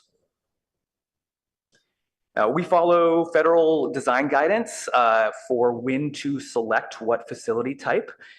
This is a little chart that shows some basic data about streets having to do with volumes, the number of cars on a street, and speeds, how fast those cars are going. And it's that combination of how fast drivers are going, how many cars are on the street, that we use to decide where is it comfortable to ride in the street with the cars. Where do we need to start providing that separation? So generally you need very low volumes and very low speeds to create a place that is comfortable for people to ride. We'll either identify a street that meets these criteria today, or we'll identify streets that we think can meet those criteria in the future. This is also a tool that traffic engineers can use when creating conditions that are going to be calm and safe for bicycling. After setting the network and identifying the facilities, we then created a map of the facility recommendations themselves. So that's that map with the green lines showing the network. But now on top of that, those recommendations for which of those facilities, those bike boulevards, those bike lanes, the protected bike lanes, which of those facilities goes where onto this network. Those key changes from 2012, really, we've been embracing the big streets. If you look into the 2012 plan, they did include the big streets on the network, but the recommendations for what to do there, it kind of fell a little bit flat. It wasn't recommending any sort of trails or separated protected facilities, and it didn't really work as a strategy. Since 2012, tools like protected bike lanes are actually kind of new here in the United States. And so we've been embracing these big streets by recommending protected bike lanes to create safe, comfortable bicycling conditions on those streets. Overall, we're trying to increase the comfort level of all facilities, shifting of many of these, taking some of these routes that we're maybe willing to accept higher volumes and higher speeds and saying, no, we need to calm traffic more to create calmer, quieter bike boulevards in more places. And then we've also been trying to fill gaps and identifying missing links. So looking at what's on the ground today, where maybe routes are close together and almost touch, but don't quite, trying to fill those links together. We've turned that map into a series of project lists. We have 121 individual projects across the city categorized by their facility type. So we've got a project list of 25 bike boulevards, 11 bike lanes, 9 buffered bike lanes, 26 protected bike lane projects, 13 shared use path projects, 2 kind of a experimental facility called an advisory bike lane, just as a pilot, 28 crossing projects, and then 7 other sort of studies and special projects. These are mapped and identified with a detailed project list. But it's not just about the streets and how we change the streets, it's also about how we change how we do business as a city. So we do have a series of program and policy recommendations as well.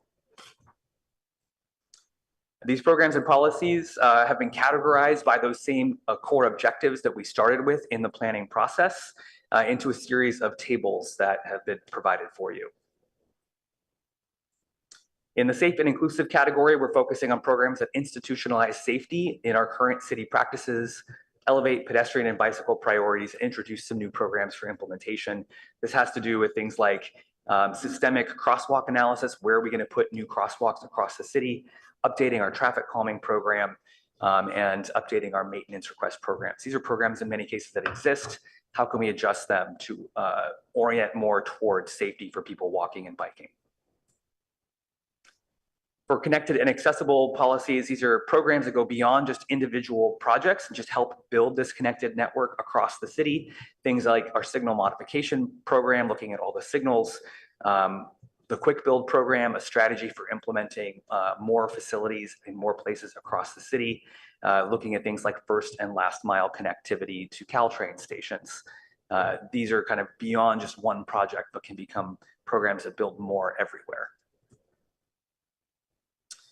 In the community-led and cooperative category, these are programs that build community. They work with businesses and they involve neighbors. These are things like a bicycle lending library, an interactive online map that people can use and access and resource, and things like a bicycle and pedestrian count program where volunteers can participate to help get data that we need for a strong data collection program.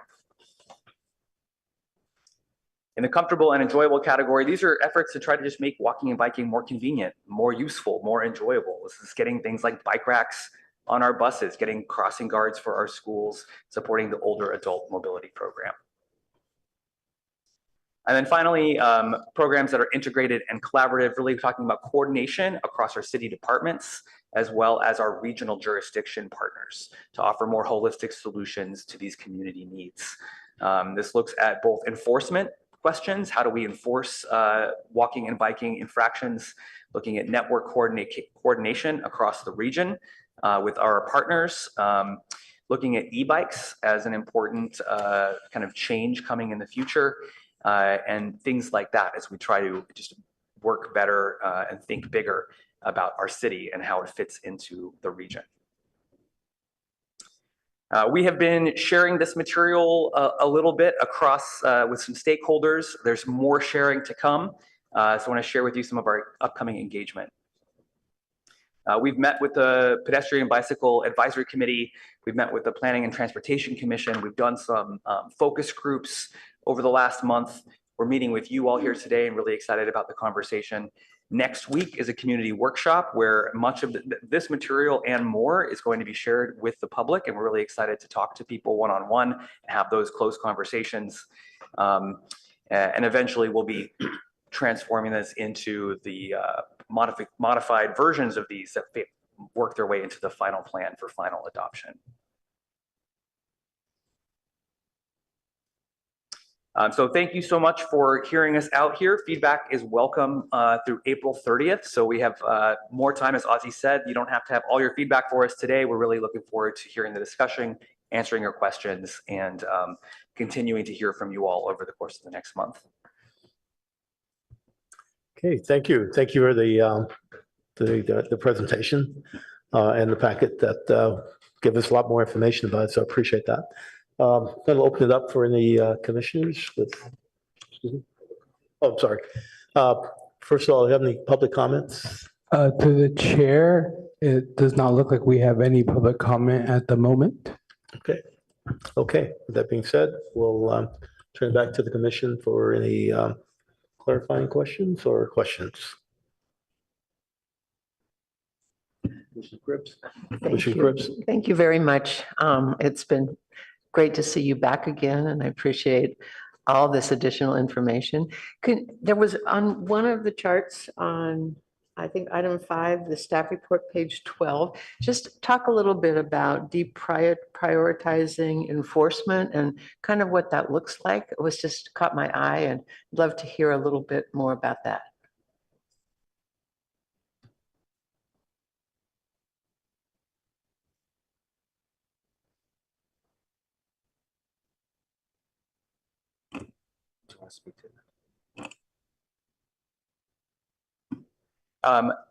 When it comes to enforcement of infractions, I think this comes from just a general philosophy of making sure that we're not having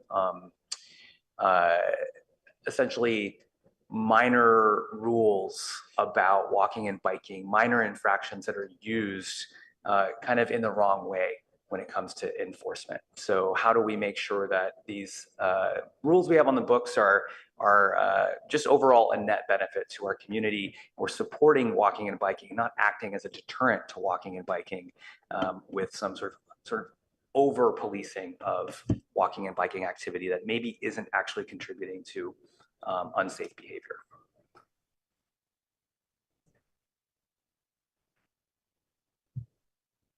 Thank you. And maybe just as a follow-up, it could be a conversation with the police department, in conversations we've had with folks out at the tabling of farmers markets or street level engagement events. They're concerned with, the city, taking an approach of ticketing folks, particularly youth, for bicycling infractions when a lot of folks in the community think that we should be taking an educational approach first, which there's definitely a space for that. And so it's opening up the conversation with the police department and the community around how we're enforcing. Thank you. Okay, thank you. Commissioner Wei? Thanks, Chair. Thanks so much for the great report, and really good to see you back and done so much great work. And love you have, the consideration both in downtown and California Avenue, and also the facility selection approach is fantastic, especially seeing the pictures of protected bike lanes. I'm a city commuter biker, so we feel much safer after you've done that. I was sort of addressing, which you just talked about, the bike safety education. We just were presented the traffic garden for our kids. And I'm wondering, is there more programs for training, both for parents, children involved? And the youth council were here presenting last time.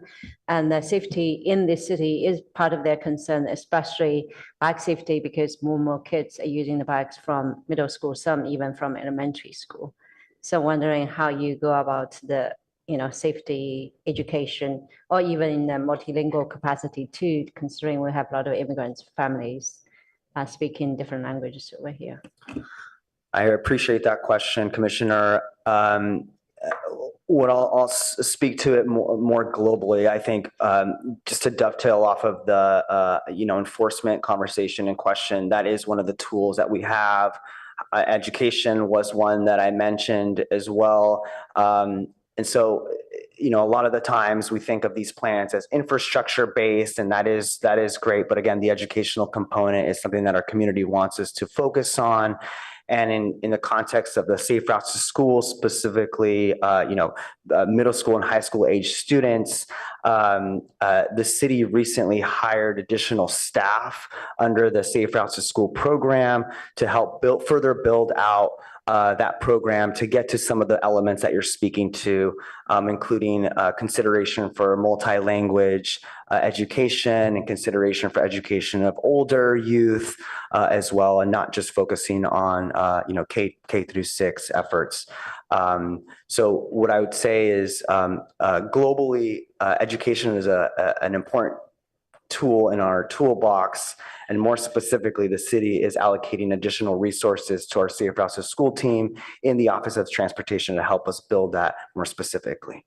Fantastic. Yeah, a lot of actually, I realized even my family has already gone to college. A lot of recent immigrant families that came for high schoolers for their children. So, and it's very big change of country that the biking safety rules, even the car they're learning to drive is very important. The other question is, I love the way you present how you do business as a city and including all our local business, and love you think about first and last mile connectivity. So coming from a public-private partnership professional background, I'm wondering whether there's any consideration to engage more stakeholders to, recognize the great work you're doing. See, we have local Wells Fargo, Chase, Citibank, SAP. They all have corporate social responsibility programs. They could also contribute bike parking in front of their outlets or even our local restaurants. Maybe welcome more, restaurant customers if they help to contribute bike parking. So I haven't seen bike parking facility in the deck yet. Maybe something a later stage consideration. I'm just curious to throw out there, or even getting more support from Stanford University. I know you have staff all very maxing your bandwidth. Just thought for food. Yes, appreciate that. Partnerships is an amazing thing. And obviously, if there are partnerships that help us install infrastructure or bicycle support facilities, I think we would be in support of that. The way that we see that happen now is typically through development proposals or upgrades to existing businesses, applications that look to upgrade a building that have requirements, just like they would have vehicle parking requirements, they have bicycle parking requirements. And I believe that also applies to housing development. Separate from that, any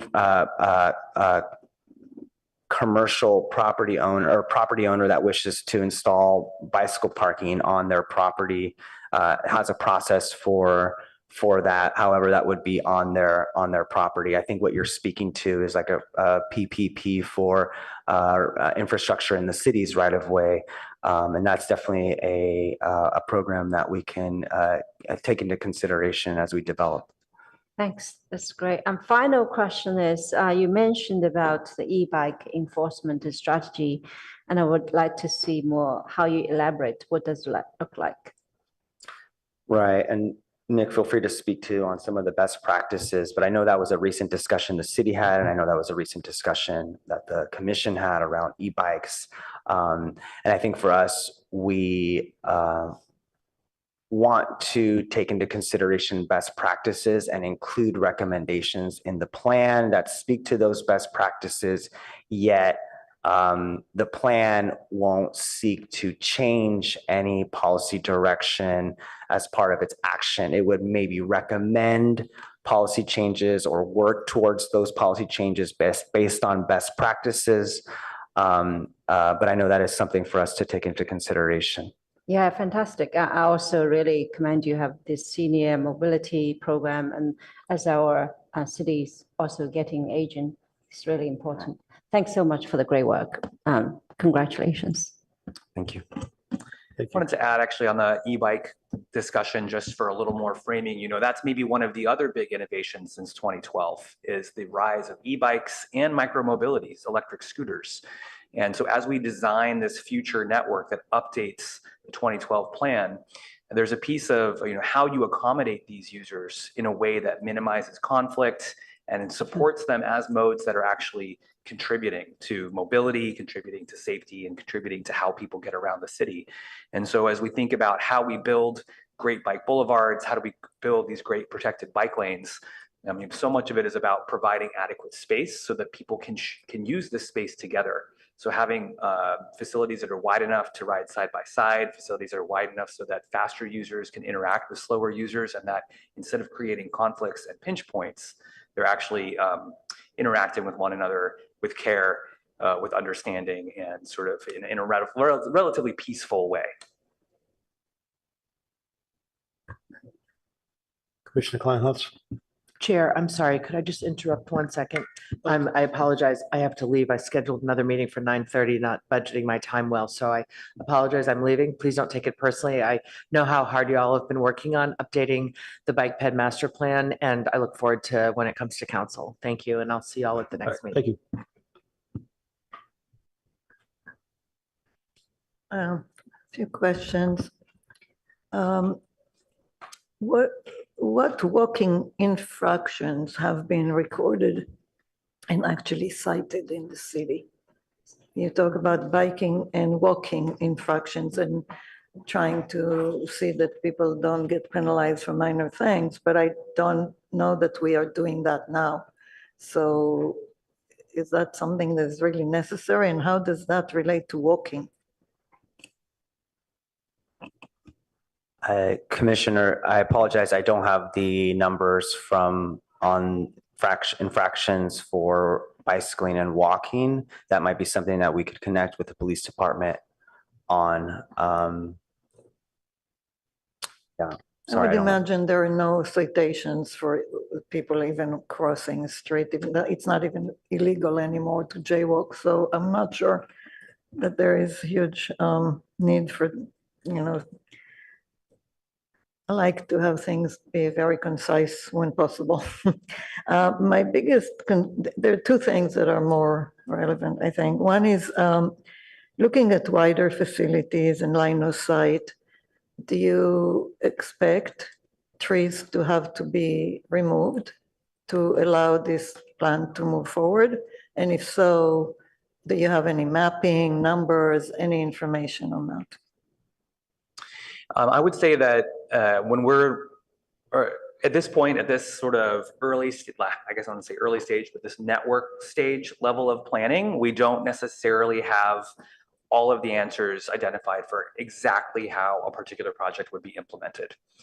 That said, we have been keeping an eye on where projects are likely to be working within the roadway. A lot of when we think about redoing our transportation system, we recognize that we have limited space, and we try to be efficient and smart with how that can be reorganized. And so much of what we're doing is looking at reorganizing the space that's between the curbs already.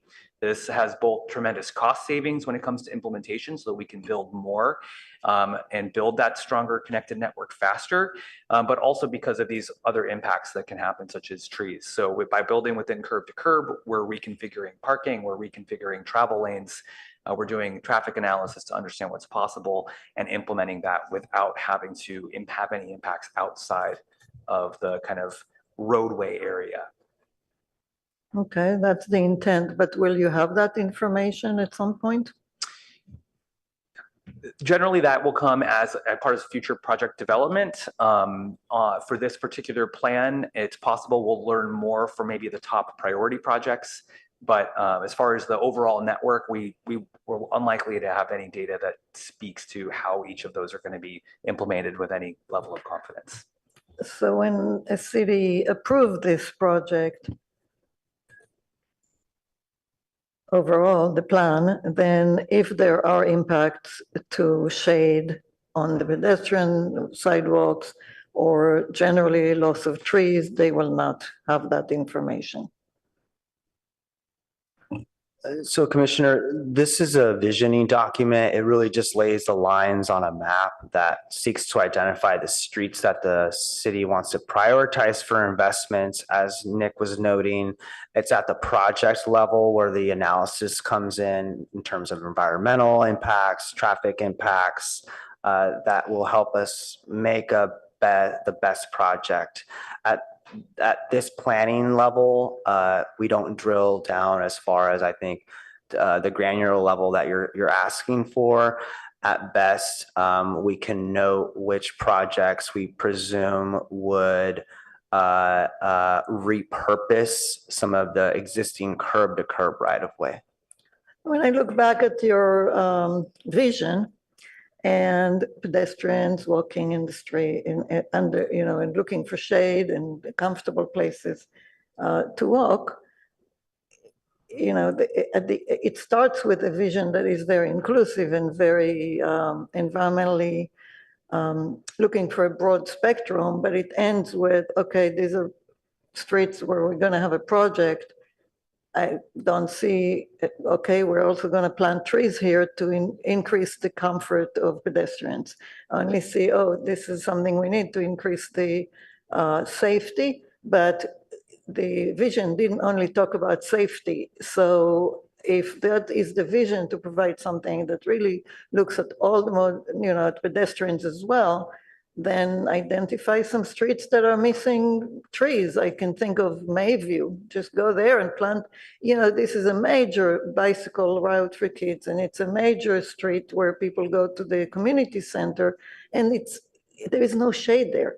So large part of the day, it's a very wide street. So that was one where you can narrow it down, create bike lanes and plant trees, but this plan doesn't really connect the plant trees with the bicycle routes, and I'm missing that. I want to see street like Mayview become really like more of the complete street where it's narrowed down, there's trees on both sides, and the bicycles are there. They're not unsafe because the street is very, very wide, and there's not a lot of traffic there.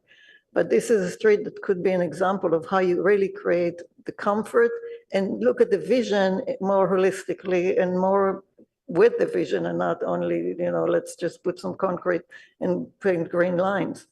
So this is one thing I wanted to comment, and I'm looking for that, and I will continue looking for that. You need to identify where we need more shade. Mayview is one of them. So take a look at that when you have a chance. Go there tomorrow afternoon. I don't know. I appreciate that, Commissioner. And I failed to mention that we are having conversations internally with the city's stormwater management folks to seek to introduce some green infrastructure opportunities as part of our recommendations.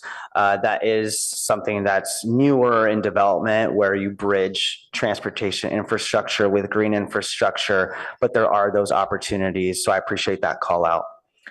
Well, I'm glad to hear this, but I would also like to see the trees. I mean, take a look at the Mayview. It really could become your example of how to do a much better holistic project, including stormwater. And in that area, there is my biggest, the East Meadow Circle, Ross and East Meadow Circle. I commented on that last time you were here because it's a dangerous place. And after that, so initially there was just 4 stop signs. Then we got a circle and no stop signs. Then that was unsafe. So 2 stop signs were added, and this last month, 2 more stop signs. So now we have the 4th stops and the circle. And it's even more dangerous than it was before, because now people don't know if they have to wait for the car on right to go first, or whoever got there first. And it's a complete confusion, and somebody's gonna get hurt. I said that repeatedly ever since that circle was installed. Please take it out, add it to your list, take out that circle. It's confusing. People are gonna already have, and will continue to get hurt there, because you can't just patch it. It's just a problem circle, needs to go away. Anyway, this is you keep adding more stops and stuff, but it is very, very confusing. And I avoid it now. I don't want to get hurt. I just don't use that circle anymore when I go in and out of my This is on your bicycle, right? It was done as part of the bicycle, the Ross Road. Yeah, but it became, more people got hurt than before the circle was installed. And since then, it just got, they're trying to patch it, and it's just not working. So please take it out. Thank you. Okay, thank you. Commissioner Zhang. Yeah, I want to thank Nick and Ozzy for preparing and presenting such a comprehensive and detailed master plan for bike and ped. I have a daughter, she bikes to her school every day through the Bryant Bike Boulevard, I guess. Yeah, so that's a peace of mind. And I can't wait to see our city gets greener and safer with your work. I do have a question. So I was trying to see the recommended performance measures, which is in attachment D, but it's not clickable in the packet. So would you mind sharing a few of the recommended performance measures around the 5 objects.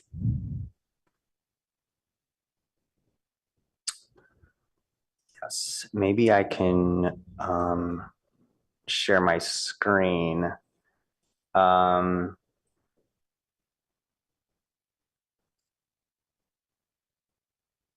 What they are is one of the, when we were developing the scope of work for this plan, the Pedestrian and Bicycle Advisory Committee included a requirement for the city to develop what we refer to as these performance measures for us to measure our success against. And we divided them into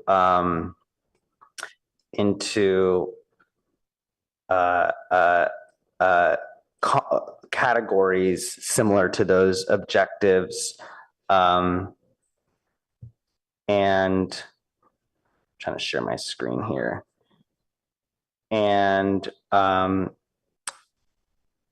what they do is, let me just try to, so under safe and inclusive, for example, we're going to try to measure annual pedestrian bicycle collisions per 100,000 residents.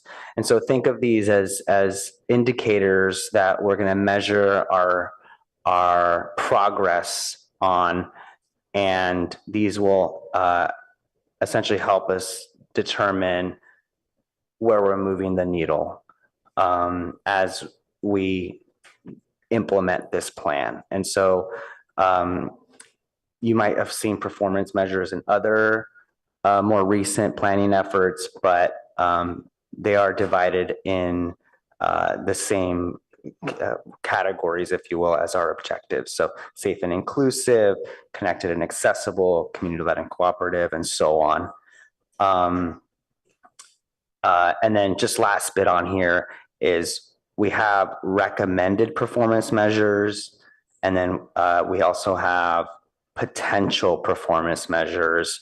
And why we've divided up the two is recognizing that the city currently in the Office of Transportation may not have the resources required to run the analysis on an annual or 3-year basis. And so as we develop our team, hopefully some of these potential performance measures can become measures that we can analyze annually or on an ongoing basis as resources become available. But based on what we currently have, we feel like these recommended performance measures are doable on an annual or three-year basis. And not all of them are in, for example, my wheelhouse in transportation planning. Some of them ask about walk, bike, and roll commute mode shares at schools. So working with our Safe Routes to School teams to get some of that information. But yeah, I think these are just ways that we can measure ourselves. Yes. Great. Yeah. Glad to see that we have some numbers that's measurable. And I know that our effort is trying to either increase or decrease some of the numbers, right? Do we have the original or average numbers that we start with? That is a great question. The consultants will prepare our baseline numbers as a part of the draft and final plan. So we will have our base to go off of and then measure, like I mentioned, annually or on a recurring basis. Great. And is there any other neighboring city doing similar things that we can compare? Great question. Performance measures are a growing trend in these planning documents. That is a great question. What I think we can find some apples to apples comparisons. Some of these may be indicators that a lot of cities use, but a lot of them were developed specific for Palo Alto. But I imagine if all cities wanted to understand their school commute mode share, they can look into that. I will say, and I appreciate this comment, the city of Mountain View is also currently updating their active transportation plan. And so I will check in with their staff about the performance measures to see which ones they are recommending. Thank you That's a good so much. suggestion. Yeah, Thanks. as a mom of 2 kids and a PTA president, I really appreciate your contribution to Safe Route to School. Thank you. Thank you, Commissioner Greenfield. Thank you. Thank you very much for the presentation. Ozzy and Nick and Sylvia, thanks for being here. Overall, I think it's some excellent work, particularly since we saw you last. The status update is really strong.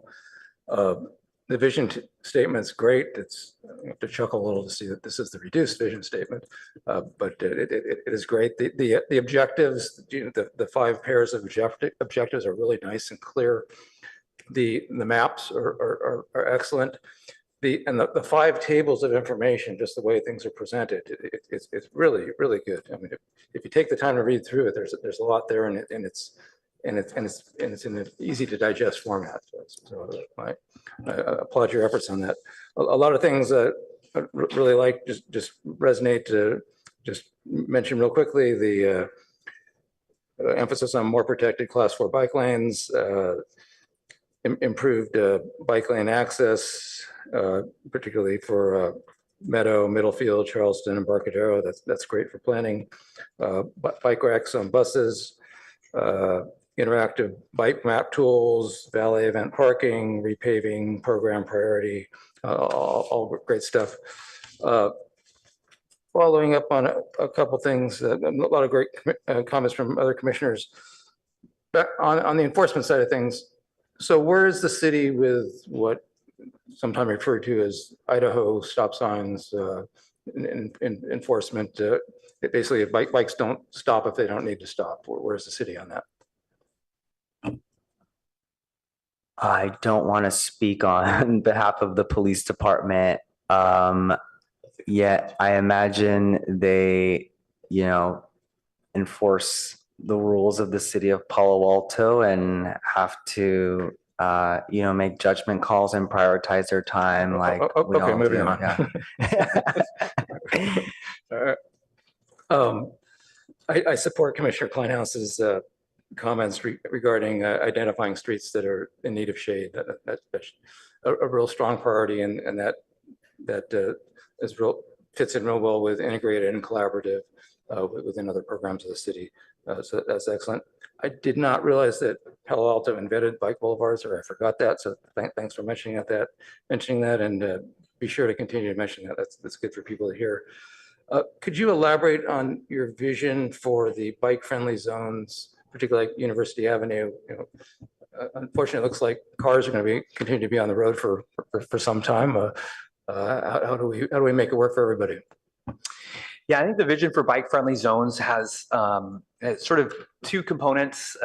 One is actually maybe another related to note is when we looked at 2012, the network there through the University Ave area had almost every street included in the network itself. And so a part of what we did in this update is sort of clean that up, prioritized key routes, and but we didn't want to abandon all of those streets and say that no, they're not going to be good places to ride a bike. So in general, what we want is those streets to all support bicycling as best as they can. We also want to include bicycle amenities. So often this is bike parking. This might also be bike related enhancements at signals. So sort of what can we do in this district to support bicycling more just comprehensively and holistically? For University Ave, there is an active project on this corridor. And so I can't really speak to where that has landed, but I think the vision is that it continues to be a calm place. But I think we're going to sort of defer to that project, and if there's room to help make key recommendations or nudge it, we want to do that. But generally, we're accepting that they're making those recommendations for University Ave and California Ave as well. Would you consider it to be a calm place for bicycles today? It does not meet the criteria for like a bicycle boulevard, which is what a calm, quiet roadway, shared roadway environment it would need to be a place like that. But overall, it's signals, things are going slow. When I was, checking it out today on this beautiful day, lots of people riding their bikes on University Ave as well. But it does seem like the kind of place you ride to and you park and then you enjoy as a pedestrian. Okay, thank you. Let's see. E-bikes and the e-bike ordinance and enforcement strategy. Is there any thought to, obviously the state has specific laws where how e-bikes are classified and permitted on city streets. But with respect to parks, for example, and other areas where we have some flexibility, I personally, I consider a problem, and I know many others do, the use of class 2 e-bikes in non-pedal mode, where you basically have something similar to a moped, which is, but it's not a licensed vehicle. There's no age restrictions, and you can get young kids on the bikes. They can have 6 or 8 inch wide tires, and they could be flying through. I know some national parks, for example, have e-bike policies that require pedaling. I know it's, as far as enforcement, you can't enforce between different classes, and you can't expect someone to be able to recognize that. And there's modifications that make it unrealistic anyway. But you can see if someone's pedaling or not. And so, is there possibility to add a project? You talked about you're not going to make specific recommendations for a policy change, but consider a project to look into a potential policy change regarding e-bikes in non-pedal mode. I think that's something I'd be very in favor of in parks. We want e-bikes are great. We want people to have the increased accessibility. We don't want to limit people, but we do want to stop unsafe activity, and it's a safety issue. It's really a common sense thing when you see people of whatever age flying by. And if you're pedaling, you have more of a tactile feel for what's going on. I could go on, but I won't. Short answer is this would be the time to, and I hear you in this moment, and also as a follow-up for you and any other commissioner to express those comments. Now, I know the commission just had a conversation recently about e-bikes in the open space, and it's really up to the commission to determine whether that's something that they want to reopen. But this would be the opportunity for us to hear you recommend that, and ultimately, based on the feedback that we receive, including the city councils. Ultimately, it's going to be the city council that determines what makes it into the final plan. So it's the purview of the commission, and we are here to hear you out on that. Okay, that's good feedback on our feedback. I appreciate that. As far as connected and accessibility, safe routes, great to see in that section. You did add safe routes to parks. I would encourage you to include libraries as well. Libraries really are located in the same place as parks, but it's a free add-on, and I think people would appreciate that as well as the other safe routes you mentioned. Regarding how a project is vetted to be added to the list, I'm curious what that process is, and a suggested project, minor project I have is at Ramona near East Meadow on the bike pedestrian access into Alma Plaza. It would be great if the very narrow sidewalk going in there was a no parking area, so that bikes could actually enter from the street rather than having to make an awkward turn. So is it possible? What's the process of considering that as a project to add? Thank you for that. And this is the opportunity, and not also in this moment, but through April 30th, to provide feedback on exactly those location specific comments. And just as a side plug, we do have an interactive map on the project webpage that you can also geofence that comment. And I will let Nick speak to the overall prioritization framework. Okay, and I do know that it's not the first time this suggestion has been brought up. Yeah. Not by me, but by others. Yeah, and as Ozzy said, this is kind of that active comment period. We do have this recommended network, but we are open to feedback, whether that's tweaks to projects that are there, or maybe there's something missing. We're going to be excited to kind of see what all of this feedback looks like, what we hear back from the interactive map, what we see on that map, what we hear next week when we're going to be talking to people who are looking at paper maps and leaving comments and drawing lines. So I think what we'll end up doing is kind of seeing where all those comments are, looking at it from an overall perspective of network connectivity and making sure that we're serving kind of the city at the right density. But if there are some key links, or I think I mentioned connecting key gaps, it could be that that is a really good important link that we want to include. So we appreciate that feedback. Thank you.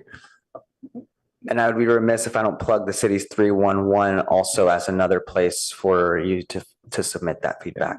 Way to hit that softball pitch. That's good.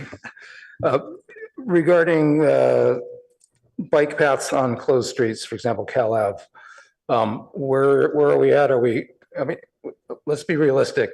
The street is closed to traffic. Saying that people aren't allowed to bike on that isn't so realistic. Can we find a solution that works for bikes and peds? Yeah, I think the Cal Ave project will have a place for bicycling through it as built into the designed for it. So I think it's sort of like, depends on the nature of the street. So I could imagine a pedestrian plaza street like Ramona not having that path through it. That's not necessarily a place we're encouraging it as a bike route, but California Ave is a really important bike route that connects our network, connects to Caltrain stations. And so it makes sense that that would have a dedicated path through it.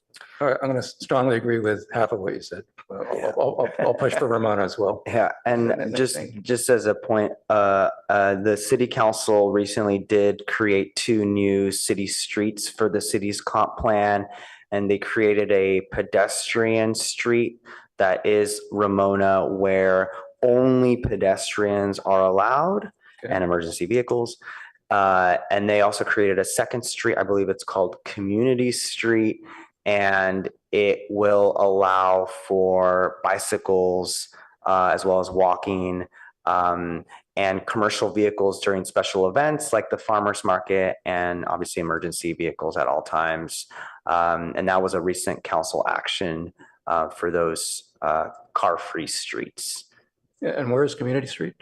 The Community Street will be on the car-free portion of Cal Ave. Okay, great. And I believe council made that action in February of this year, so just last month. Great. Thanks for that clarification. Last area is regarding all user access and accessibility. I have increased awareness of some with a handicap family member. So some things that come to mind are larger parking spaces, more for cargo bikes, but also for 3-wheel bikes. Integrating those standard within the community would be a big plus. What is the current policy for the crossing button height on or for the push button on a signal, the height? If someone's in a 3-wheeler on the ground, they can't reach it. Mm-hmm. I don't have the specifics. I think that's the traffic engineers would know that. However, I would presume that there are standards for those. And I think Sylvia might be best to speak to some of these elements if she's online. And I'd be happy to follow up with Sylvia on some of these things later as well. Thank you, Commissioner Greenfield, and good evening, Commissioners. Thank you so much for hearing us tonight. I just wanted to mention that cyclists in general should not be reaching either up or down for a button to get a signal to change. California law requires that our signals detect bicyclists. So, to avoid needing to kind of move out of your lane positioning and get over to the signal and then come back out like that, that detection should be happening. So let us know if there's some place where you think there is not in-road or video detection that's working correctly, because you should not be pushing pushing a pedestrian button to get a signal to change. Great. I'll get back to you on that. And also just a question, what is the standard width for a bike lane and you know, through a bike bridge crossing with a bollard in the middle or something large enough to accommodate a three-wheel? I mean, it will, a three-wheel bike or a cargo bike can fit, but it can be tight. Yeah, you know, that's a really great question about kind of what the design standards are. Very recently, actually, National Standards Association just adopted a new bikeway design guide that I'm sure will be referenced by engineers as they're implementing these types of projects, and it's got a lot of guidance in there about how to fully accommodate for this vision of meeting all ages and abilities. And there is a lot of variability in terms of what's possible, but I think trying to make sure you're reaching widths that can support more a variety of bicycle types, but also support social riding. And just in general, there's an overall push for wider facilities to just support more comfort, more access, and universal accessibility. Great, thank you. Thank you very much. Thank you for your time and all your great work. Did we cover all the commissioners? Being last, I got all my questions answered, but I do have a few. But yeah, thank you for the very good presentation. Also, the packet that was very well done and provided a lot of information. With the one of the questions I have is, what are the most innovative or forward-thinking policies you think that was introduced, let's say, compared to the 2012 version? And I note that probably since that time, there's been an increase in traffic on both automobiles and also bicycles, including e-bikes and other electronic devices, which I'm sure has kind of changed things today than they were, 10, 15 years ago. I would suggest, at least on the side of sort of the infrastructure, that the embracing of protected bike lanes is really the big innovation of the last decade here in the United States. And this is happening in cities all around the country, to create spaces on busy roads that you can find yourself riding in, that you feel comfortable, that you feel safe, and that can support a variety of modes. So I think that is a big innovation. And then I think something that a lot of discussion we've been having when we talk about bike boulevards here in Palo Alto is really trying to think about what are those bars we set for comfort when it comes to creating, Palo Alto invented the bike boulevard in so many ways back in 1982 when Bryant first went in, but can it continue to be a leader as we continue to invest in our bike boulevards and create expectations when it comes to low traffic volumes, low traffic speeds that engineers can design toward? Let's make sure that we can keep that high bar of quality and comfort, and that's still something we're defining as part of this project.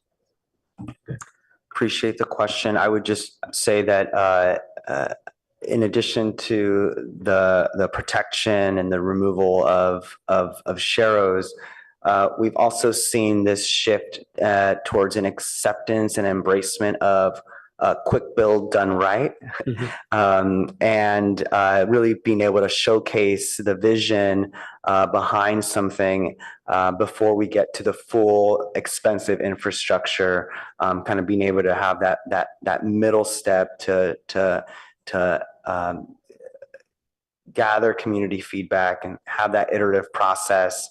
So when the actual infrastructure and concrete that's expensive goes into the ground, the community, it resonates with the community, and we avoid instances like Ross Road that may be set back the office or the practice of bike planning years behind. But really, I think for us, we're taking this opportunity, since we haven't done this since 2012, and pushing forth innovative recommendations as a vision, and then leaving enough room for us to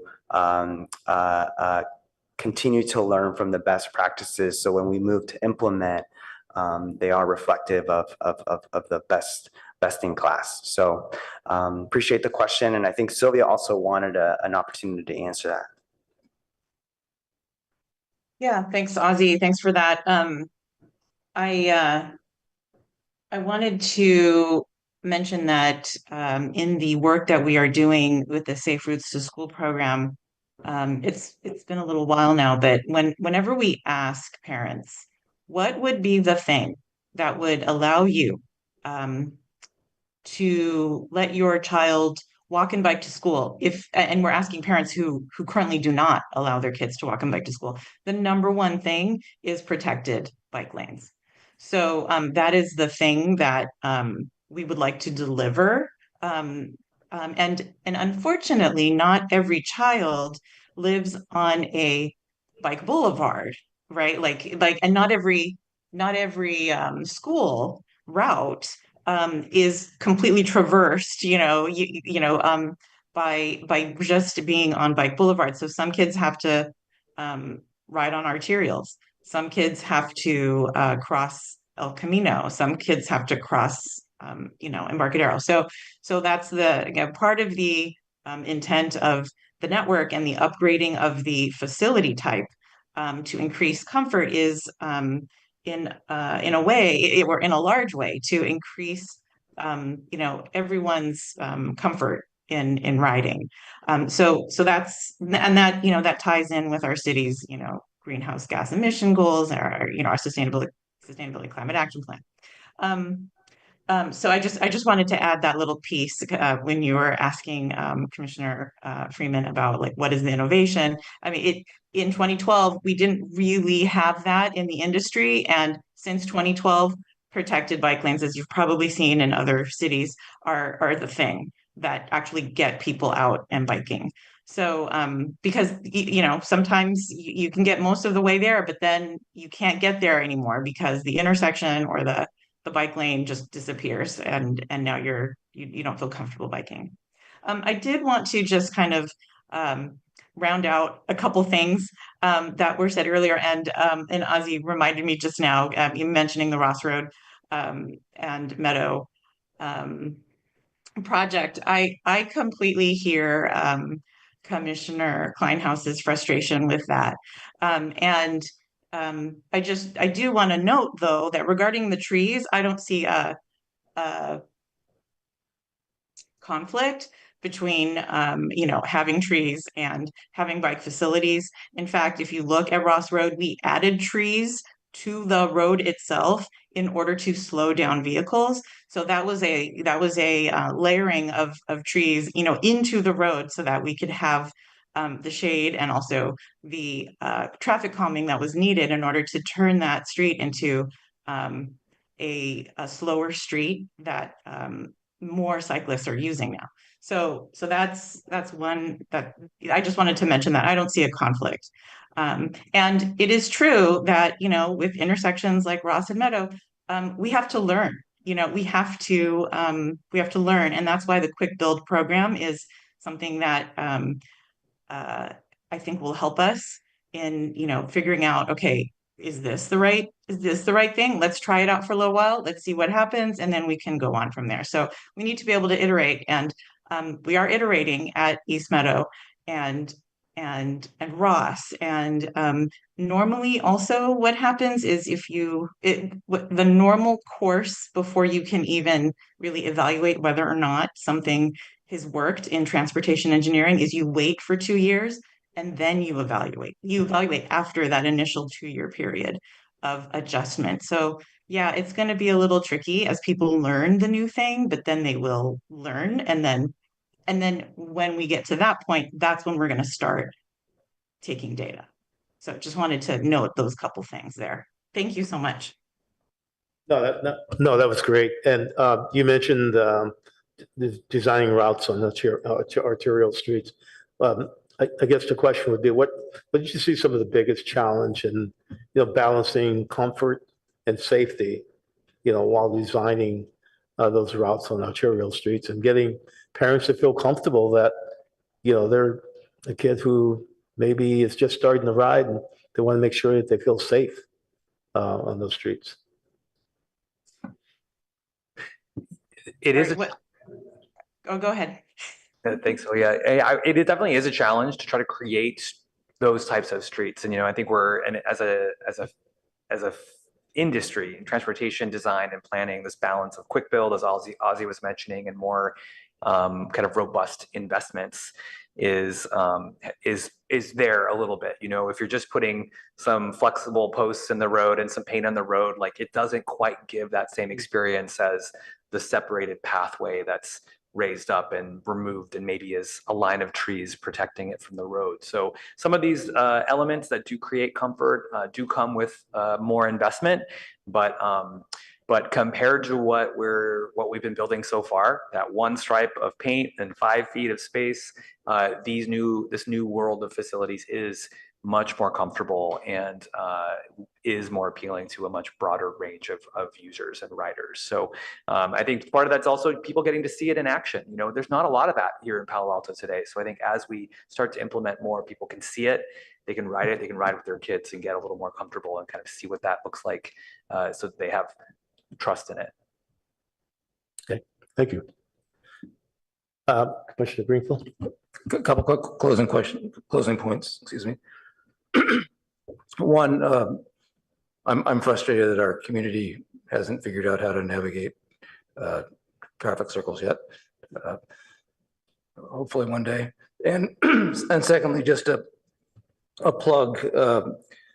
Just to admit, the community does have a need for more bicycles when they're available. Gunn has a recycles program that accepts bicycles in working order or not to repurpose them and use them for students who aren't otherwise maybe able to afford a bike. I'm going to go to donate a bike there tomorrow.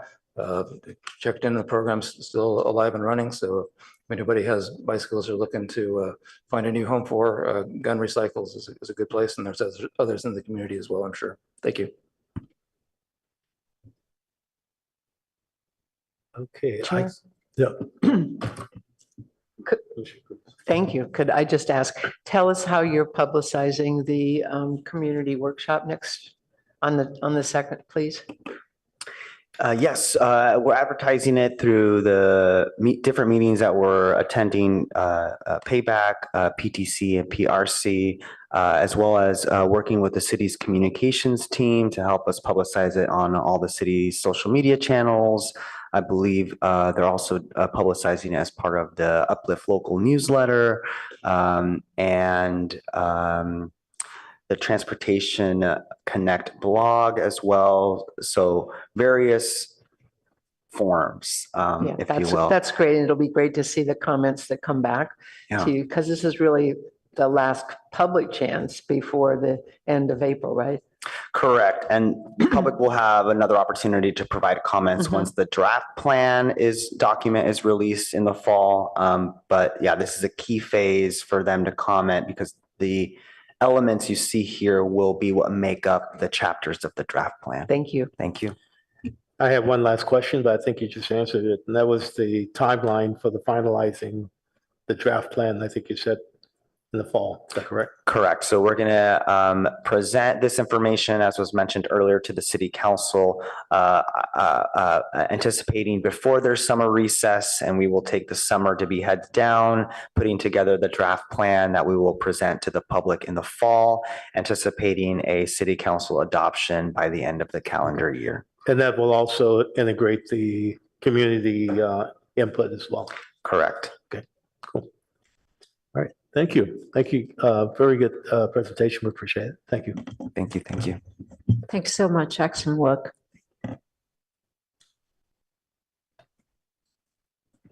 Okay, we got one more business item.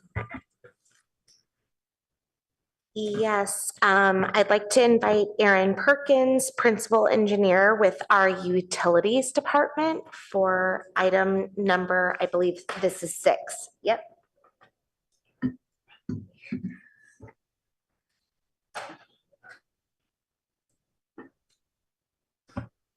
Good evening, commissioners.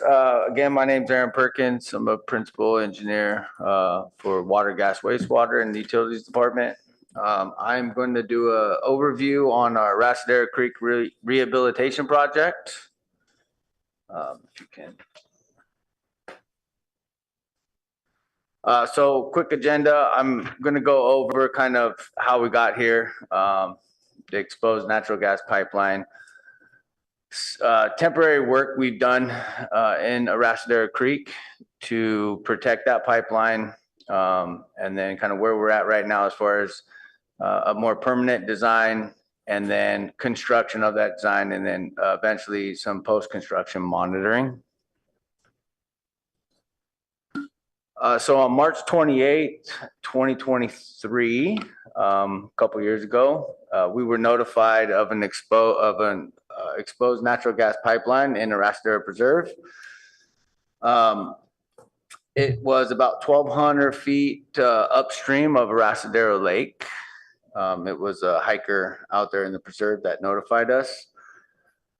And it had an adjacent 18-inch potable water and a 10-inch VCP sanitary sewer line next to it that had not been exposed, but was in a threat of being exposed.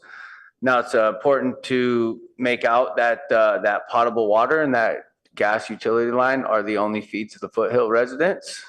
So it was a very important utility infrastructure for us. Because of an exposed high pressure natural gas pipeline, it required a safety related condition report to be filed with the Pipeline Hazardous Materials Safety Administration, which is PHMSA. That is a federal regulatory body over all natural gas operators in the United States. They also regulate all municipalities such as the city of Palo Alto. So immediately understanding the critical nature of the infrastructure that was exposed and needing to do work within the creek, we onboarded a environmental consultant to assist us with this as permanent repair. And at the time we were planning for a permanent repair. It ended up being temporary, but no less, we onboarded the environmental consultant to assist us with the repair and eventual backfilling of the pipeline.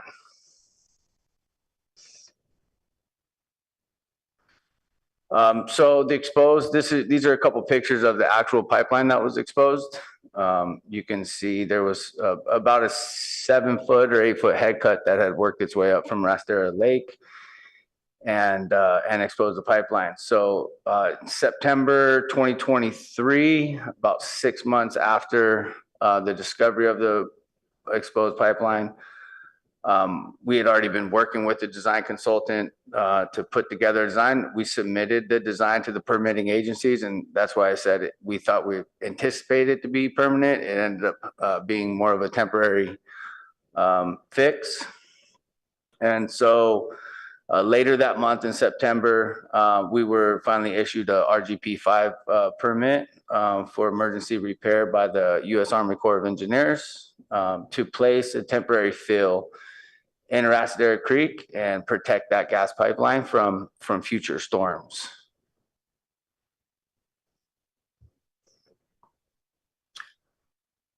So as part of that RGP 5 permit and our temporary repair, we went right to work. Being how close it was to the current storm years, we actually utilized our own utility crews to perform this temporary repair. The temporary repair was oversaw by our design and environmental consultant who assisted us with rock placement and various things, biological monitoring, different things while we work in the creek. But the work included fill and of cobble riprap to help stabilize the channel until a more permanent structure could be put in place. So, and then in addition to the in-stream work, by November 15th, we had additional erosion mitigation measures in place, such as straw wattle and bank fabric stabilizations put in along the creek to help stabilize the bank. And then in addition, reseeding with native plants that were native to the preserve. On January 2025, we filed the notice of completion with the water board for authorization 4 and 5 of the RGP 5 permit. And other measures or other conditions are still required for that permit. And monitoring is one of them, monitoring the existing channel. And so we're on still doing that as now. So the permanent repair design. So this is, so the stabilization's already been put in. We're kind of in the process of putting together a permanent design. So in December 2024, we issued an NTP. We did go out to competitive solicitation, did evaluation of RFPs and interviews of consultants. WRA was selected. So we issued them an NTP in December 2024. We are currently in the data gathering stage. So we're doing flow monitoring, geotechnical reports, various other tasks to get all that data. In May of 2025, we are anticipating an alternatives evaluation, which will be submitted from the consultant, and it will kind of give us an idea on whether this utilities department is going to do a utility relocation or a full creek restoration project out there. So that's a part of that alternative evaluation. We'll be having utility staff evaluate relocating those pipelines outside of that creek. Regardless of what we do, there will be some sort of creek restoration work. And that's part of our RGP 5 permit to address the temporary fill. Permitting in CEQA is anticipated right now, is scheduled to be completed in May of 2026. Go ahead. Okay, so construction phase, so that's really the design phase of it. Now construction of a permanent structure out there. Right now, we're scheduled, our overall project schedule has us doing the construction bidding between basically March 2026 and September 2026. With in-stream work happening between December 2026 to January 2027. And the reason that started is because in-stream work is not supposed to happen to after October 15th. But we feel over a 1.5 to 2 year period that we can make that time up and we can get it back into our planned 2026 in-stream schedule. The consultant is also on board to provide construction field management support for us here in utilities. We are not stream experts, but that's why we have the environmental consultants to support us on that. They will also be developing as-built record drawings of the stream improvements. Once the construction is done, we've also included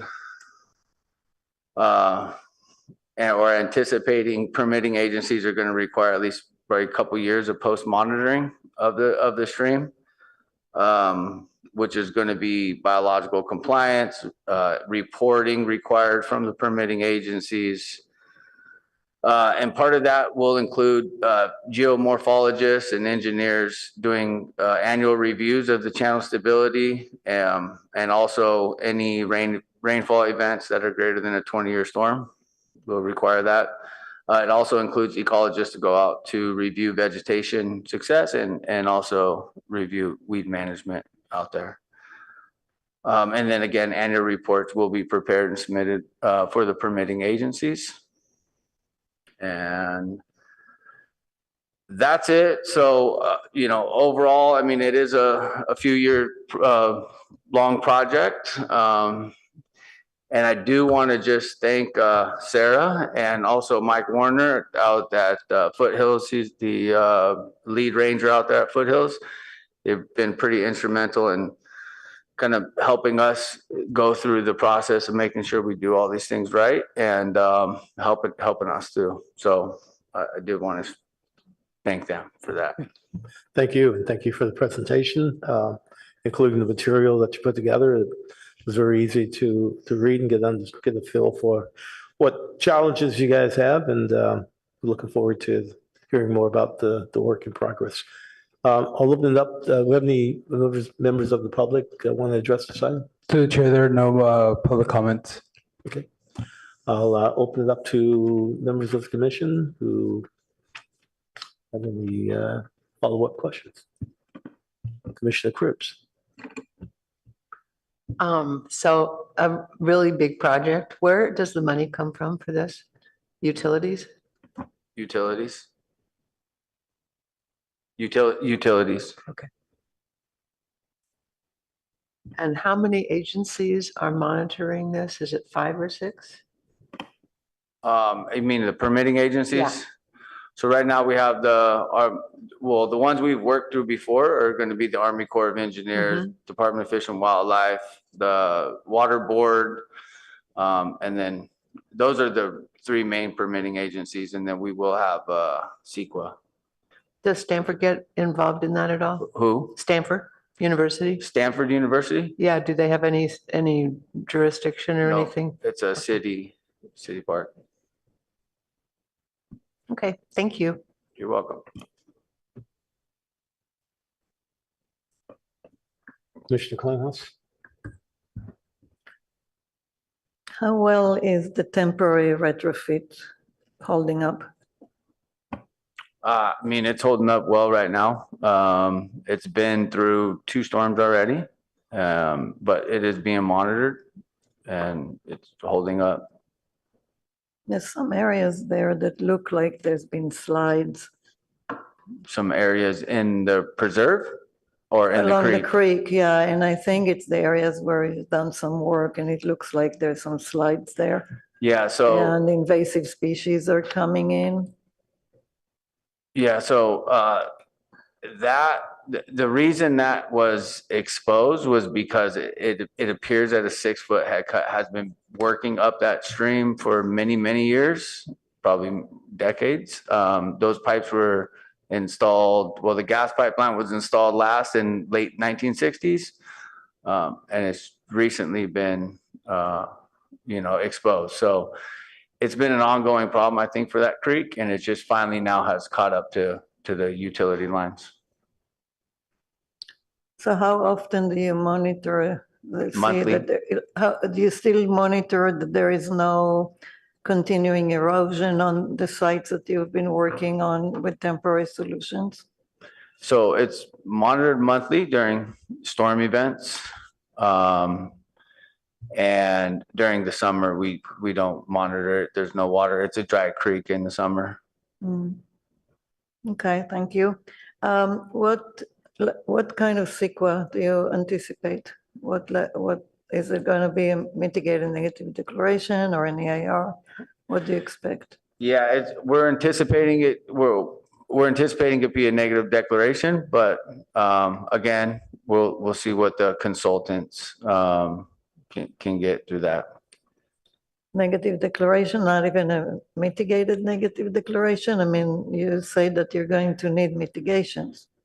Well, that's going to be something that our design consultant is going to take care of for us.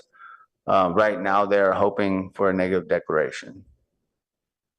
Okay. How does one get notified when there is a CEQA document of some kind?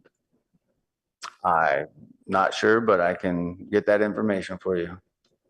Yeah, because I think a mitigated negative declaration is a minimum is needed here. And I would like to be on the notification list, and I don't know how to do that. Yep. When we get to that process, we can definitely loop you in on what our approach is. Okay. Does the next phase or the plan have to go back to the Pipeline Hazardous Materials Safety Administration? The plan does not know. The safety-related condition report has been filed, notifying them of that issue, and then a follow-up report has been issued as far as closing that out due to the backfilling work to protect the pipeline. So that's been done. And are we going to see an update or something? Do we provide any input as to a preferred alternative? Do we get to see the alternatives? That is something I will work with the Parks and Rec staff with. The construction, whatever route we choose, whether it's utility route, most likely that's going to be contracted out. The construction work in the creek is going to exceed our authorities. It's all going to have to eventually go to council. Okay.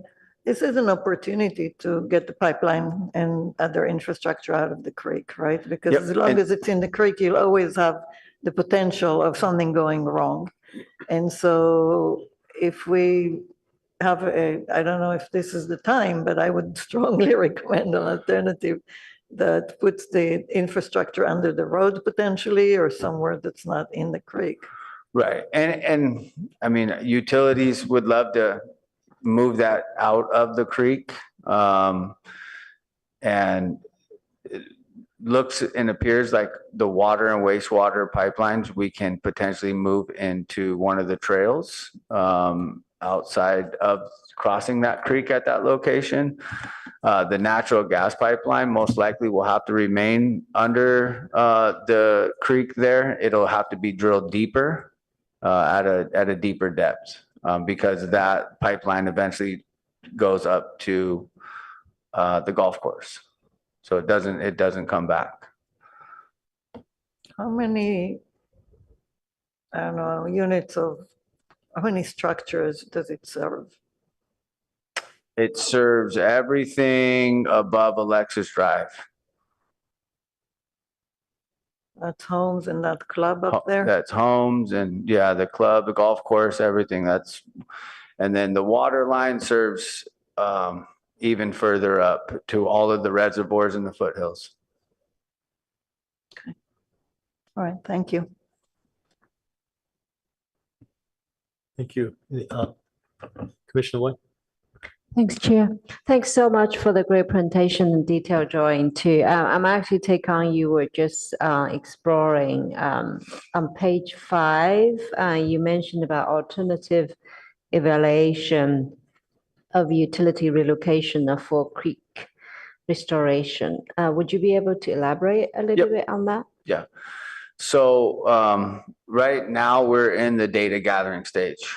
And that is what our environmental consultant is doing right now, putting together all of the data to present some alternatives to us. One of the options is we do a relocation of the utility lines outside, drill the gas line deeper to avoid the future head cut. But regardless, even if we relocate those lines, we still have to do a smaller creek restoration project. So that could include, a couple 100 feet of the creek to remove the temporary fill we put in and do something that the permitting agencies would be happy with and approving. Relocate meaning just deepening it? Only the gas line. Okay, only the the water and wastewater lines would be completely removed. Okay. Or if the idea is that we're going to leave the utility infrastructure crossing the creek at that location, we would need to do a much larger stabilization plan, most likely from the point of the utility lines all the way down to the Arasadero Lake, which is about 1,200 foot of creek restoration. And that could be cascading pools or something to avoid that turbulent head cut. Okay, I presume all the environmental impact versus safety reports will be gathered in the data gathering process. Yes, so all of the environmental work will be done through our environmental consultant. Thanks so much. Thank you. Any other commissioners? Commissioner Greenfield. Thank you, Chair. Aaron, thanks for your presentation. Thanks for hanging in there with us this evening. Sure, it's been a long day for you. Well past my bedtime. As well as for Sarah. Question I have is a park improvement ordinance required for this work? I think depending, likely it is, but depending on what comes out of the design phase, that's when this will likely be an iterative process. And obviously, if a park improvement ordinance is,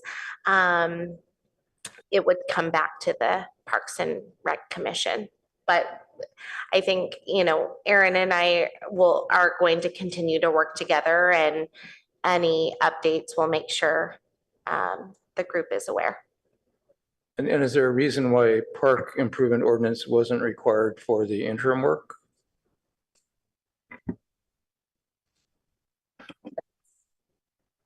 Yeah, I mean, that was done under emergency permit because it was an exposed 8-inch high pressure natural gas pipeline. And so it was important to get that backfilled and protected in place before future, the creek started flowing again and trees and things started coming down the creek. So that's something that staff's going to get done without having to go to city council for approval of it for the permanent plan. That's something more likely that city council would. The permanent plan, yes, will most likely go to council due to the cost of it. So for what reason would the permanent plan not require a park improvement ordinance if it's under the, is $50,000 the minimum required for PIO? I can't remember. No, there's no dollar amount. I think park improvement ordinance, right? It's typically nature of the. I'm just sorry. I'm just asking, why are you hedging that a PIO might not be required? I think obviously with the relocation, it has to do with scope.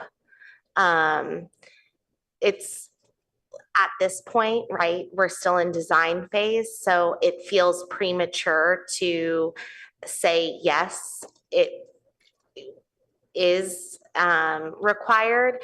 We will also be checking with legal once the design is completed. So my question is, what project scope would not require a PIO? Again, it would just confirming with legal. So, so details to follow. Mm-hmm. Thank you. What's the anticipated total cost for potential different options? Right now, it'll depend. I mean, it's going to be expensive. Can you be more specific? Probably a lot. I don't have the numbers right now. So over $1 million? I would anticipate it's going to be over $1 million. Over 5 million? I would anticipate it's probably going to be more than that. Okay. Probably 10. So this kind of sounds like the target price range for what we were looking at for Buckeye Creek restoration, different versions of it. Obviously, this has become necessitated by acts of nature, and it's a big dollar amount, and I'm sure it's raised a lot of concern, but it's something that we've got to do. I'm just raising this as to highlight the fact that there is a restoration that's been put off for Buckeye Creek and scaled back, but it's something we got to keep our eyes, and awareness needs to be increased and highlighted and look to consider potential solutions.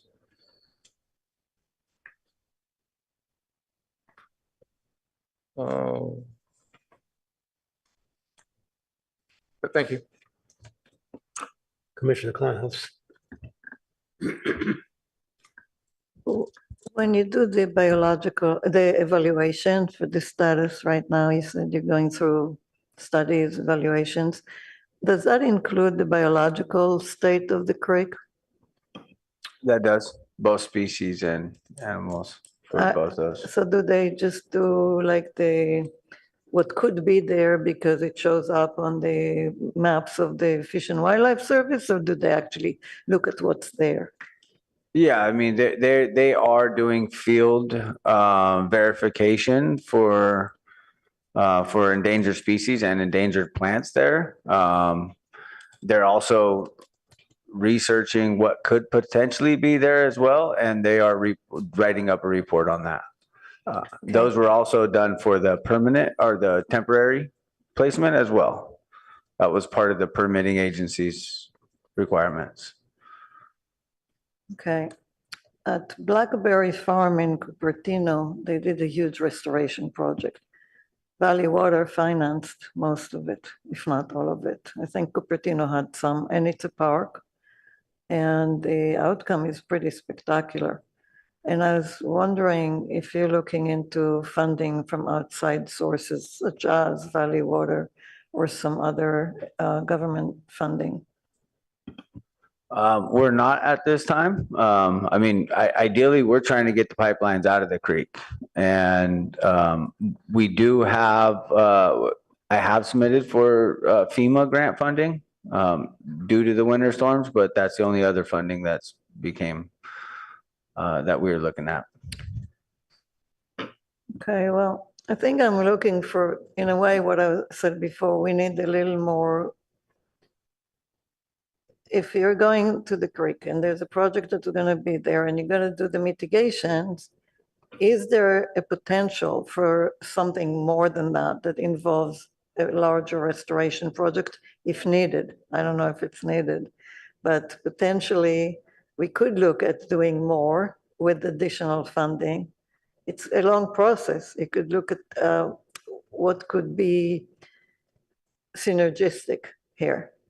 And it's the same question I had about, like when you do a street, why don't you also look at the trees? I mean, they do in some of those cases, but trying to combine enhancements or synergetic outcomes.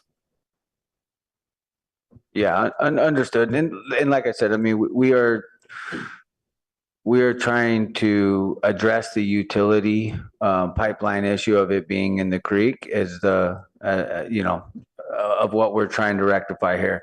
Part of it is that there is some creek restoration that needs to work, needs to happen. And so using utility funds, we will improve on that. That needs to be done. But ideally, it's us getting the utility pipelines outside of the creek and doing a kind of a smaller project if it can happen. And we'll know that based on when we receive the alternatives evaluation.